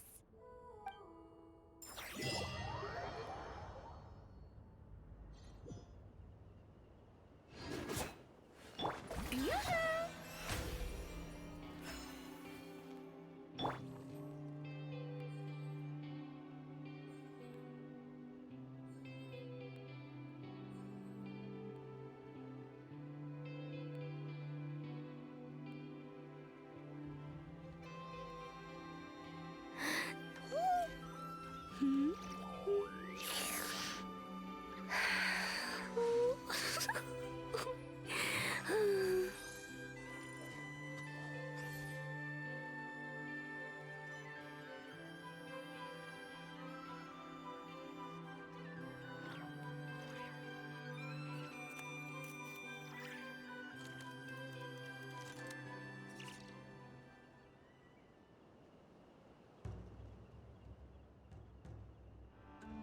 Even the most unassuming ingredients can produce astounding flavor. But unlocking that potential takes a keen sense of smell, a refined palate, and an open mind.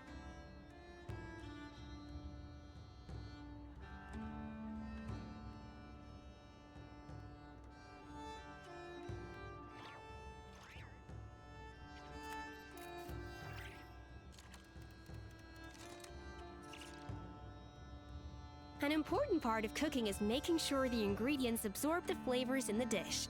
To that end, a chef must be able to wield a knife with the same level of precision as a surgeon. Practice makes perfect.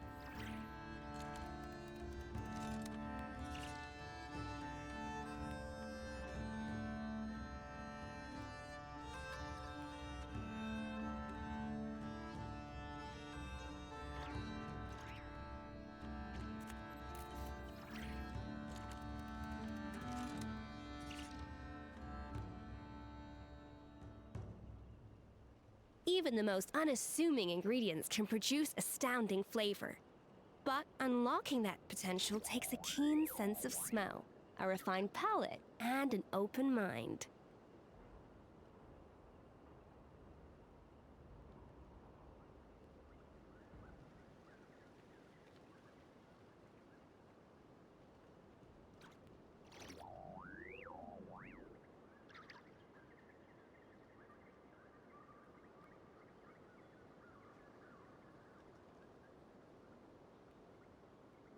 An important part of cooking is making sure the ingredients absorb the flavors in the dish.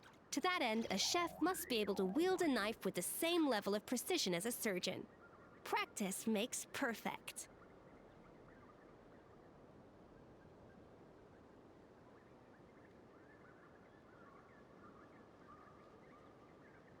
Even the most unassuming ingredients can produce astounding flavor. But unlocking that potential takes a keen sense of smell, a refined palate, and an open mind.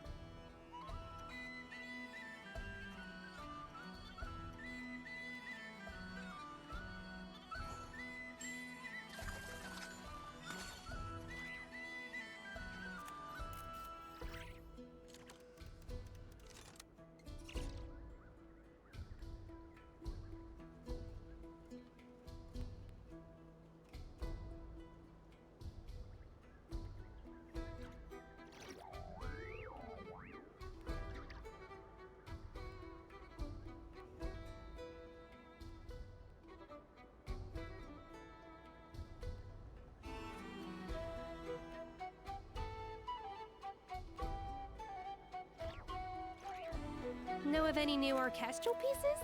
I like to swap out the background music in the kitchen once in a while. It's a great way to find new inspiration.